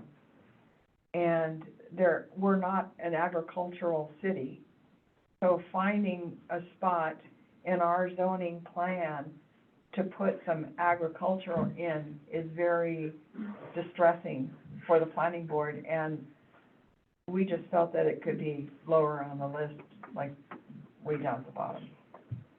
And I would like the city council to go through and put it A for the things that you felt were the most important, B for the next, and C for the last. And if you feel the ones that I did in white, the prohibited, useless, multi-dwelling, and urban marijuana, if you felt that those should be on the list, please go ahead and, put a rating on that as well. And if we could get these, before the next, land use and planning committee, that would be really nice to get the city council. I was gonna say, there's a planning board meeting tomorrow, if people can get you their information, then you have that. Well, we have the planning board, we just No. need to get city council. No, I'm It's saying you could take city council's feedback to a planning board meeting. I will, and perhaps they have other things too that they may have run across. The problem has been that the planning board has been directed mostly by, issues that have come up in planning. So the planning director would say, you know, you need to look at this. And so those types of directions came to the planning board would work on them, and perhaps they come to city council and then they failed. And so we felt that it was better that we give them direction so that they don't spend time on something that might fail at city council level. Chris, you had a question? Question for Sandy, I just searched my email, I didn't see anything from you that had this, so if you wouldn't mind resending it to me, I'm wondering if maybe somebody else I'll can get resend it it to as well. everyone. And I've already got mine, I can put them in, That'd be fine too. Yeah, I'll plug them in before we go. Sure, or, I didn't wanna drive you guys crazy. Okay, well, I I'm can just- just give this to you if you want. Sure. While I'm on Pass this it side of down. the table, Doug, did you have any questions you wanted to ask on No. that committee? No, I'm good. Chelsea? Yeah, no real questions on it. I did sit in on the meeting. Yeah, I think in terms of I'm sorry, I'm trying to find it again on this list. The wireless communication facility zone, are they maybe referring to like the actual land itself, like the ground sloping up? Always. Or are they thinking that someone's gonna be approaching with new telecommunications, like? Well, I don't know why it's on the list, so I might have missed why this is on the list, because there is a huge section in zoning regarding wireless, and at the time Maureen was on the planning board, who actually was the expert on it. Okay. So we relied on her expertise, but as far as I know, the planning department has never gotten a request to put up a tower. And where would it be? It would have to be outside the city limits, because we're in a hole down here. Yeah, the only reason I ask is, if you're there, just double check and make sure that there isn't something that's pressing, because you're already at those meetings, so Yeah. that might be, I'll ask, I mean, otherwise, I'll ask why it's on here. I think that this Yeah. all seems correct, like, I would offer that your key makes no sense to me. If I pull something up and it has red, yellow, and green on it, I think I'm going for the greens. Yellow Me is, too. don't You don't worry like about my it, colors? red No. is stop, so. Yep. No. If you're gonna come up with a new funky way to assign colors, at least provide a key so it makes sense to down people. here, it takes a while to find. And not only that, but then I had to write 1, 2, and 3 on them as well, because I wrote them on mine. So that I knew that the red was, Yeah, I would do green. the red were the hot ones, you see? Yeah, I would It's do the green. hot Green ones. means go, go, go. Yellow means caution, and red means stop, don't do So it. so you're saying yellow and red should You be did it reversed? backwards, yes. Oh, yeah, no, green should be first. So we're gonna go with traffic signals. Right, absolutely. Okay. All right, any comments from this side? So I'm cognizant, just by way of information, our rules and procedures say if we go past 8 o'clock, council will need to agree to do so, so, go ahead, Jody. No, I just,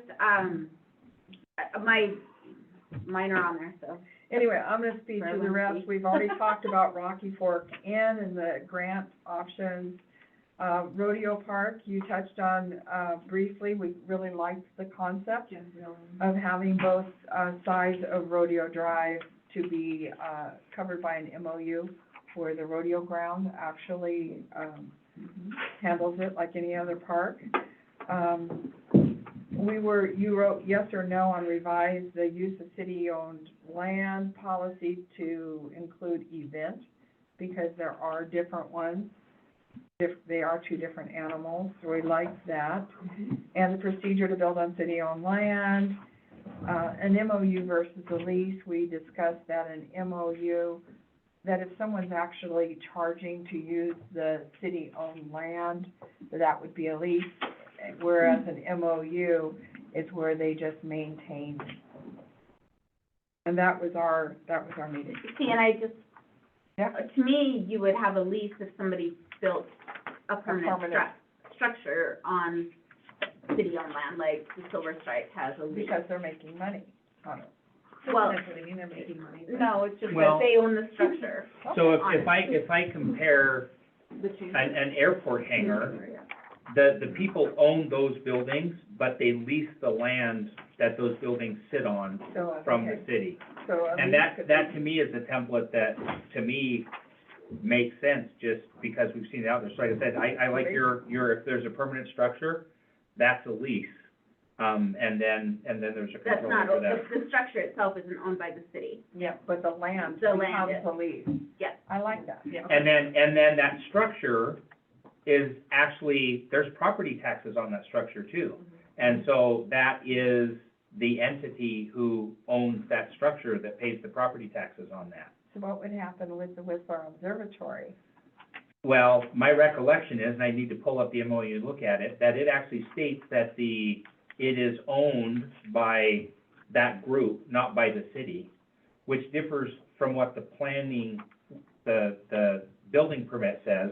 But my recollection is the MOU says it's owned by them, and I would think that when that's completed, then the property taxes would be paid by them. I wonder if they're aware that there's property And- tax that may be, I cannot speak to that because I was not involved. But I think your idea that would be a lease under that and they pay the property taxes, in my mind, makes perfect sense because it matches exactly what happens a block away at the airport. And it's a Silver Strike. And it's Silver Strike and other things, so, I'll reach out to the group. okay. Well, we Is there haven't done anything that you, anything. is there anything that you We haven't see? done anything. Is there anything that you see coming up for action next week or making it to the main agenda that we need to be aware of? Not that I can think of, except for obviously, firming up our opinion on the, what the planning board Well, you can, should be. you'll have our input and you can give that to them tomorrow. Okay, everybody's gonna give them to me? And Sandy, I apologize, No. I was looking for an email from you, but it actually was forwarded from Lonnie, so I'm just gonna give this to you. Oh. Mine's done. Yeah. Do the same thing. Yeah. I think I was told that I have to do everything through line. There you go.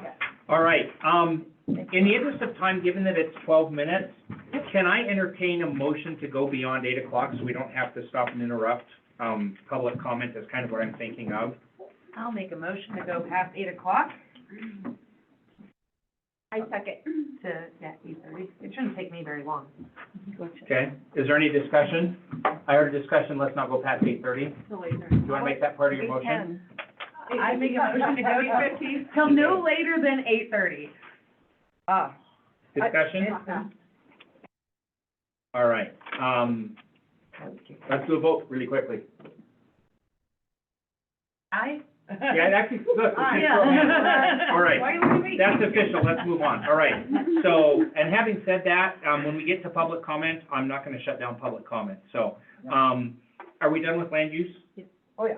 All right, so, Public Works, who actually have the long list and probably the stuff that will be showing up hopefully soon in the future on the agenda. Yep. And the chair I have is Kristen Lucky Keys, hopefully spelled correctly. And I'm passing it over to Chelsea since I was not at the meeting. Yep, so I will be, doing this part. So first off, and I'm just gonna stick to what we have on our agenda versus what we had on our agenda.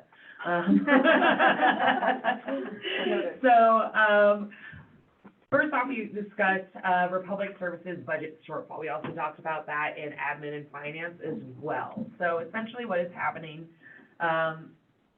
each year, when we go to pay our bills to Republic, we are paying in arrears. So we get charged ahead of time, we're holding that fund, and now we're waiting for all of our tax dollars to come back and repay that fund.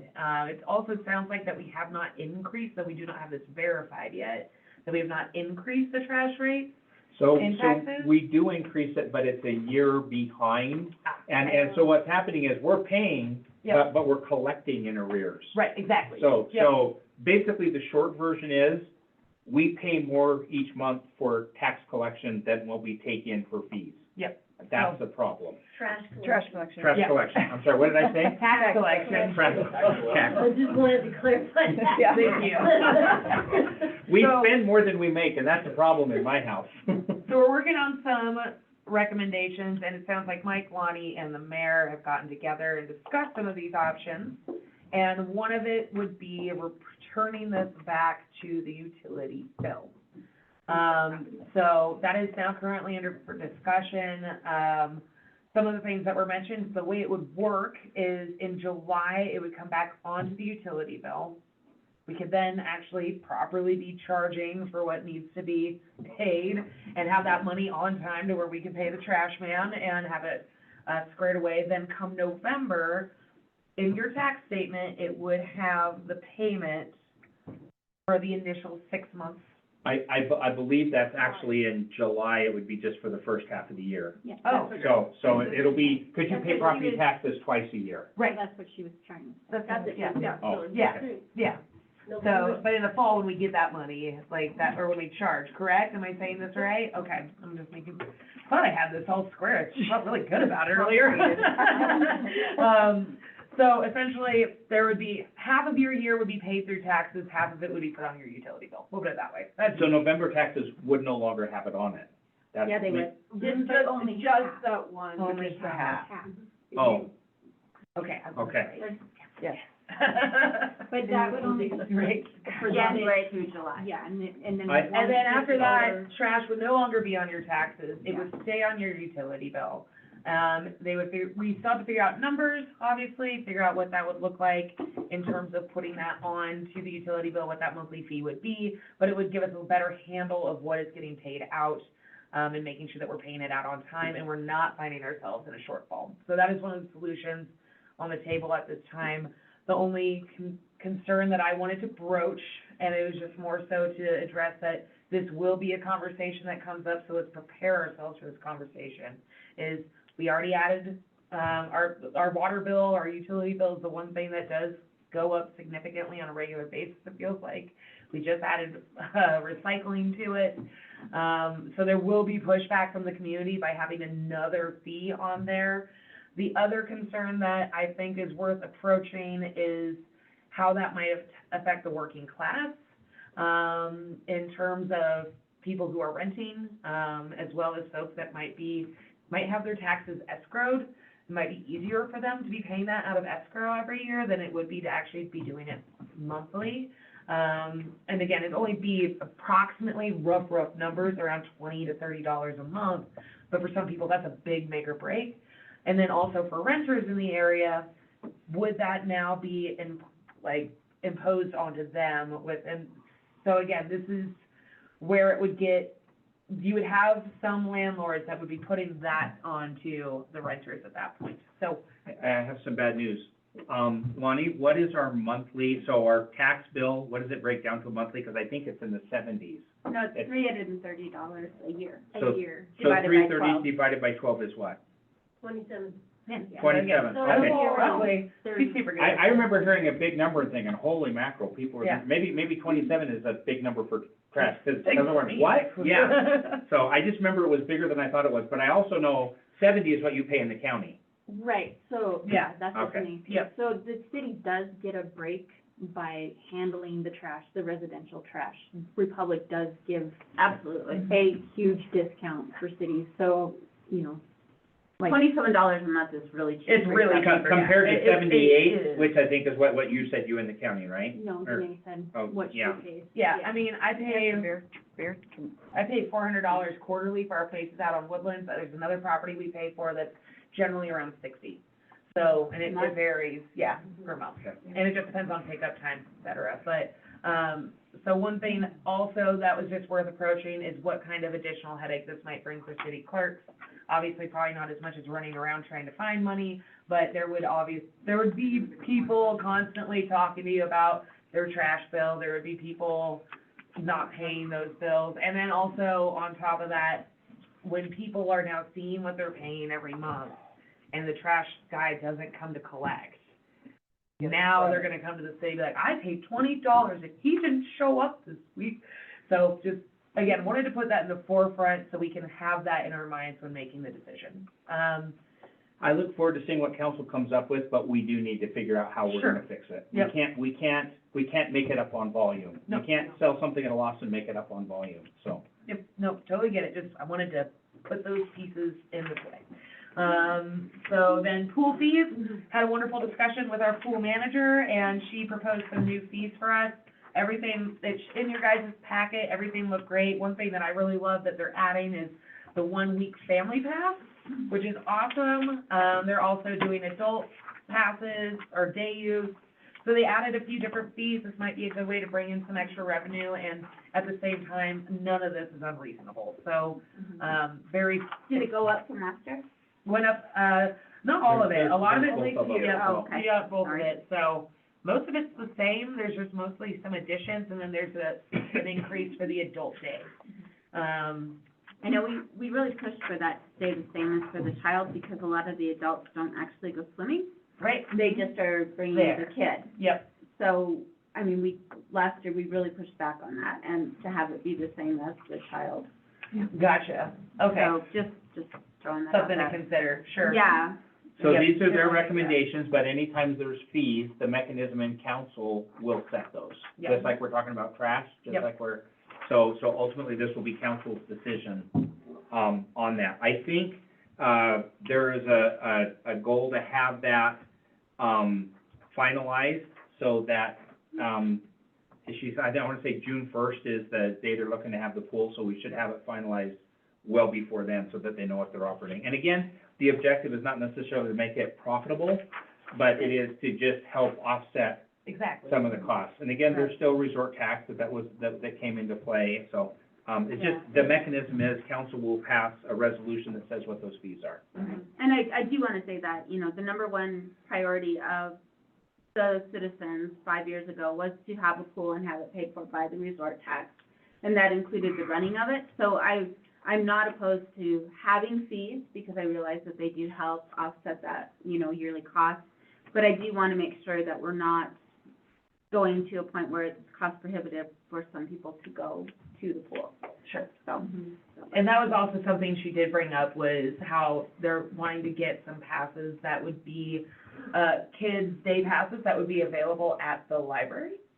So kids could go check out the book and get a free pass and go back, and with their new system, they're gonna be able to track every time that that's used, as well as everybody's passes when they're used, and that will give us some really solid numbers, and that's super helpful for grants in the future too. One of the tricky things about that is we have to figure out how do we actually finance that? So because that basically, I think is basically gonna be an expenditure that council would need to approve that says, yes, we're buying 5 passes, we're buying 10 passes, to put in there, because the pool committee is an advisory committee, so they can make recommendations and suggestions, but they don't write checks. And so we just have to figure out how it is we do that. okay, It could be done from the pool itself, so staff could do it, we just have to figure out how to bill it and bring it back in there, so Okay. include that as part of your discussion. Sounds good. So you have to be 200 years old before it's. I know, I thought that was great. Wait, where's that? Adult day, age 18 to 199. Yeah, the senior starts at 200. You're being real optimistic, I like it. Good for your health. Yeah, If you live that long. Then our next piece, we were discussing the Arbor Day grant, which we have discussed before, but there is a resolution needed. Alan Best has done a lovely job of actually writing out a resolution for us. We did not get it into the packet in time, if I remember correctly. And we also did not get that reviewed by Dennison. So essentially, did we get it in the packet? Well, are you talking about two different There's ones? two, yeah. An Arbor Day and an. Because we got the one in there, the EPA one. That Yeah. one's in there. So, But I didn't see the Arbor Day one. and I think, so the objective was to have it, so it can be discussed today a little bit in committee. Yep. Discussed in front of council, Yep. or it may need to have a double dagger and just be accepted for our time frame. Right, so, But it was one of those where the cart got in front of the horse. yes. So with that, we have discussed the Arbor Day grant. It has been approved. And essentially, we would just need resolution to approve for that. And the money? Yeah, and with that, Sustainability Board, Parks Board would be heavily involved. There would also be staff members involved, that is budgeted in the grant. There's up to 20% of the grant can be used for administrative costs, of that $38,000. So, and he did say that they're very flexible on that as well, which is always good to hear. They're talking about getting equipment, they've been doing some site walks and checking out the area. The fact that this is money that is already approved and ready to roll, I feel really good about it, And does not require a city match. and does not require a city match, yep. So, again, essentially, the biggest thing to me is really figuring out those logistics, but it sounds like we have people on board that are doing a really good job of doing that. Any discussion on that?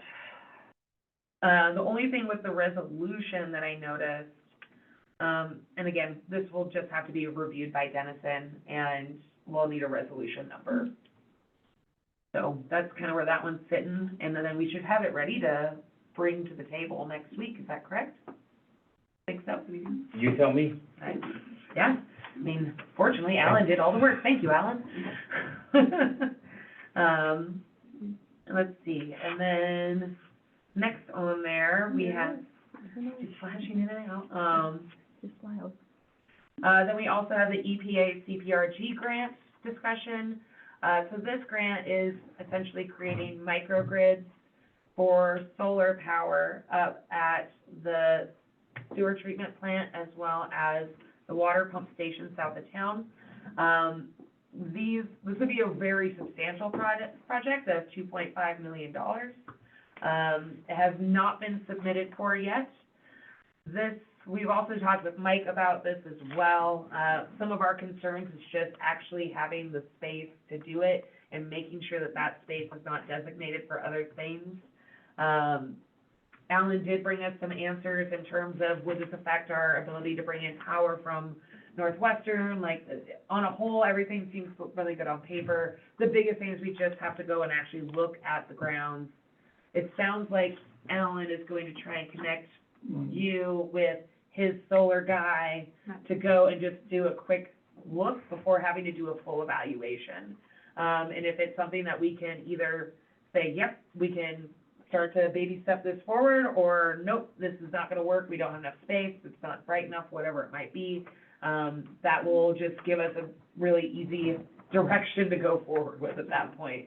It's either yes or, and then also, he did say we would get some support with actually doing some of the logistics and the research on it if we were to put in an RFP, like putting out a proposal for someone to actually do the project, because the people that he's been working with would likely be able to help us. And then in that process, instead of charging us $10,000 for a study, they would actually be able to kind of just figure that out as a part of that RFP. So, again, really cool opportunity that if it could work, great, but we're also just moving very cautiously at it to make sure that we're not, one, wasting Alan's time, and then two, you know, not putting a little bit of a scorn on the, like, getting a grant from these folks ever in the future, even though it's not an annual. So just making sure we're doing it right and taking the right steps. Otherwise, the readdressing, our meeting ran a little late. So we did not get to the readdressing project or the Pride Park MOU. Just out of curiosity, straw poll from council, who is inclined to think that, yes, we're in favor of moving forward with that readdressing? Just by show of hands. What do you mean? So, Oh, yeah. the one that was passed in 2016 and has been putting off. Yeah. Show of hands, yes, you're in favor of moving forward with that? Yeah. I don't know, I know Okay. about it. So I'm just, I look forward to you prioritizing that. Just keep in mind that we'd want to do that during the summer months probably Yeah. when it's easier to dig holes. Mhm. I'll look to council for direction on that. Well, I know our Public Works Director did a lot of research on the number Yeah. of poles that would have to be changed and the number of Yeah. signs that would have to be changed, so really Yep. appreciate that, thank you. He gave us a beautiful packet with Very lots of helpful. research and lots of updates, and we got this about 30 seconds before coming to this table, so. Did you also do So that? we have some homework to do, would love to move that up in the priority list. Thank you. And I believe that there was an old, like, study that was done on that with like the total impact that, Yeah. does anyone have access to that? We should be able to find that in the minutes because they had a list of the number of houses that actually Yeah. changed addresses. Yeah. It was like And it was 16 it or was, something. no, I was It thinking was like like 200. 47 or I was was it thinking 247? 200. It was very small compared to the So- city, So Tom Coley was. 150? 7,000. 150, 150. Tom Coley was involved yep. in the Okay. study. He's got a good power point He that might he did have. back in 2016. All right. You So, probably have so to I have understand that. that you didn't get to it, you need to get that in the future, but Yep. with the feedback from the table tonight, what I think we will do is we will continue to expend effort and energy, assuming that we're gonna get that direction in the future. And, Okay. and the other thing that really needs to happen is the street signs on Broadway do not have north and south on Broadway. So we That was can have, MDT. yeah, so we need to get with MDT and ask them to correct those, because we can have 101 North Broadway and 101 South Broadway, and it just is 101 Broadway. Yeah, that's what we have. And that was basically, they gave us some bad signs, so They did. they didn't They include, that did was, away with our or north at least and in, south. in somebody's opinion, that was bad signs, that Oh. 10 should say north and Well, 12 should say it's bad south. when FedEx sends my packages to 101 South Broadway instead of North Broadway. And so just, yeah, the house numbers on the houses are correct. If you start on this street and walk south, you'll see the numbers get bigger as you go, and if you walk, you'll see the numbers. So the tricky part is there's no correlation between the number that's on the house and the two street signs that's in between. So 100 is between 11th and 12th, that makes sense. Yeah, right. 200, that's between 12th and 13th. Well, of course, right? If you've lived here all your life and spend a concentrated afternoon figuring it out, but otherwise not so much. All right, anything else? That's about it in terms of public works. Obviously, we have a pretty large plate at this point. So I'm wondering if it actually, you okay? We're gonna be all right? What did she do?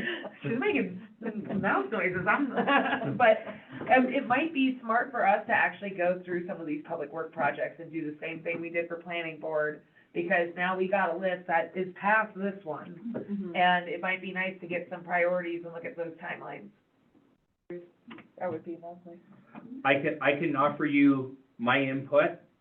Yeah. The Republic Services shortfall is huge. Yep. Pool fees is driven by a timeline. Mm-hmm. Arbor Day grant, I think those are the first three on that. The other things, like Pride Park, that's a cleanup issue. And in fact, we should be able to make that somewhat easy for you Okay. and just get it so you can say yep, and we can wipe it off out of the way, knock some of the little things out of there. But I think Republic Services, budget shortfall is a significant one that we need to get addressed as soon as possible. And then your impact fees are up to you guys. Yeah, Yeah. impact fees are important from a building standpoint. Having said that, I will add that we got yet another reach out from a developer, that is looking doing some additional development. The details of it are skipping my mind right now, but that's like 4 to 5 specific new developments that people are targeting workforce housing, and they're building the structures that will work for workforce housing that we have. So that is. I'd say that would probably be a priority over the Yeah. addressing. Yep, I would think so too. And I think the addressing should be a fairly, Yeah, I mean, From you guys, it's just a yes, no. yeah. It's Yeah, then that's an from easy public one, services. like- yeah. So, Yeah. yeah, So, get a and a resolution lot off of the these table. will fall off after next time. Sure. You know, they're just, it's going to be. Yep, so I just wanna, again, it'd be nice to have that, so when we're in those meetings, to be able to know where we should start, because again, we have been And what I typically do is something that's just going to be a yes, no. I put that as a first item of business so we can get it taken care of. Okay. Because, and then we have the meatier conversations and discussions about those other big items, so. Cool. Thanks for lining that out. I've got my agenda already Perfect. set for next time. And you are going to give us more information about Republic and you guys. Lonnie, will you take care of that?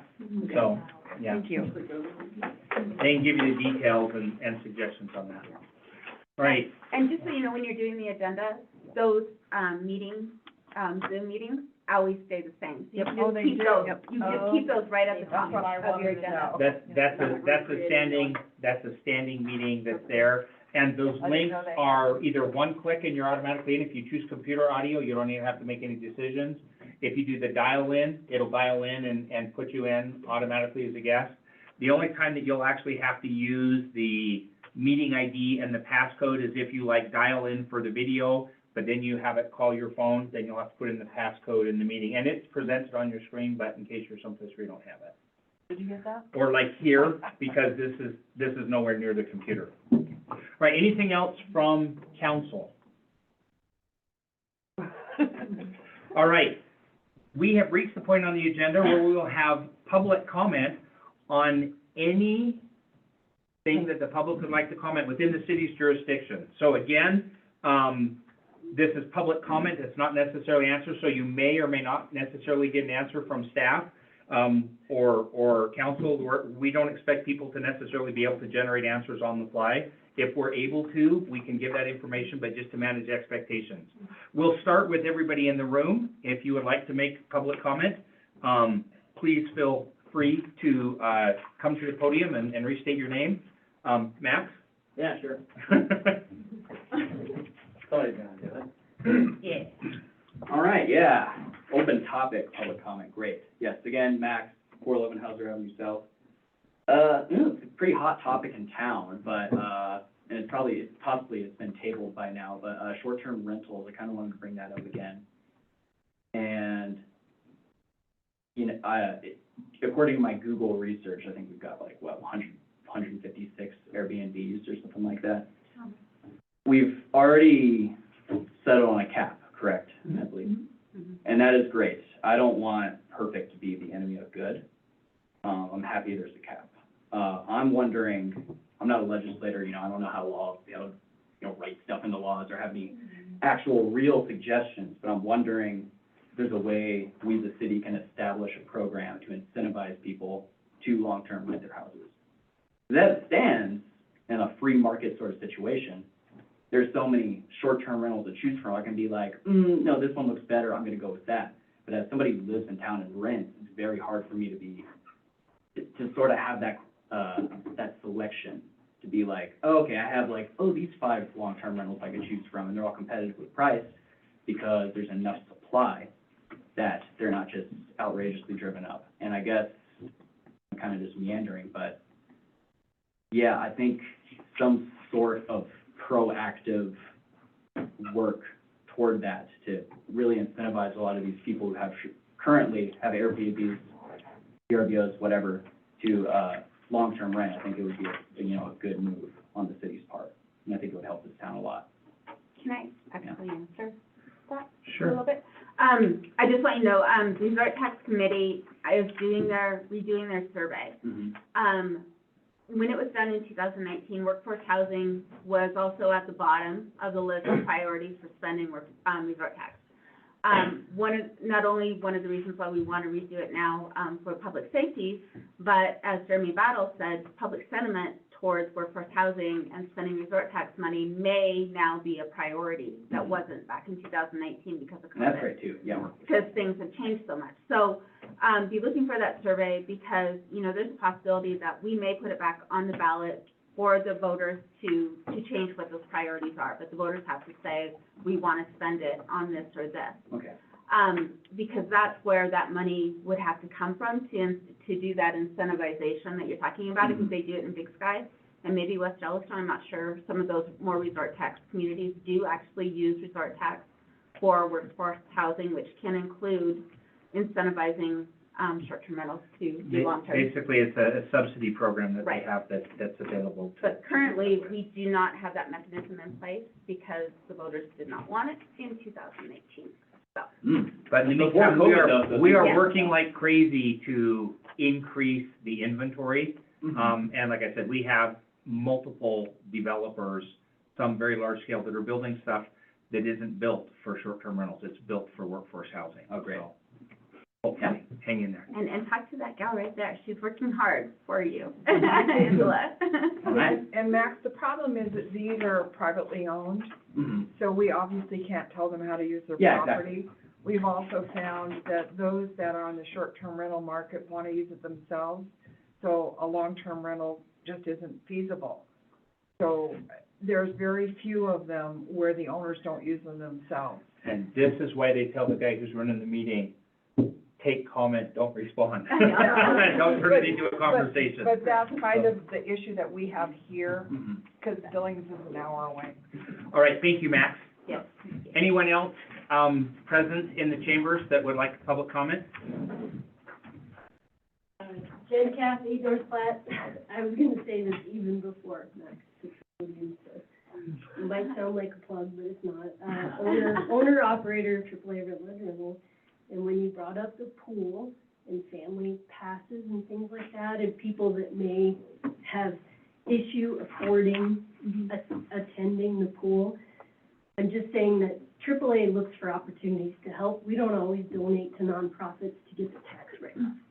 And for example, this year we went to the middle school, and I'm not trying to toot our horn, I'm just saying that we tried to help. We went to the middle school and said, what are your lunch bills that are in arrears? We donated, take care of them. So, I mean, we manage short-term rentals, but the company's been in business for 20 years, and we look to assist where we can in the community. And I was thinking that maybe we could assist somehow in funding pool passes or something for those that can't afford them. So that was my thought. And then also the readdressing issue, we think that's gonna help our post office or create more issues, because I still can't get packages. So, thank you for your time. Thank you, Jen. That's gonna help. Anybody else from the chamber? Let's move to online. If you'd like to make a public comment and you're online, please turn on your camera or raise your hand or some indication so we know to bring you in. I'm not seeing any cameras, I'm not seeing any raised hands. If you're online and want to make a public comment, just start talking and hopefully not everybody will do it at the same time. All right, public comment going once, going twice, going 3 times. Thank you. I will add a thank you to everybody who stayed with us through the end. I appreciate that. And, Doug, as your first council meeting, would you like to help us out with, agenda item number 11? And what would that be? Certainly. Do I need a motion? Yeah. All right, do I have a motion to move to adjourn this, marathon? Move to adjourn. Meeting adjourned. All right, thank you all.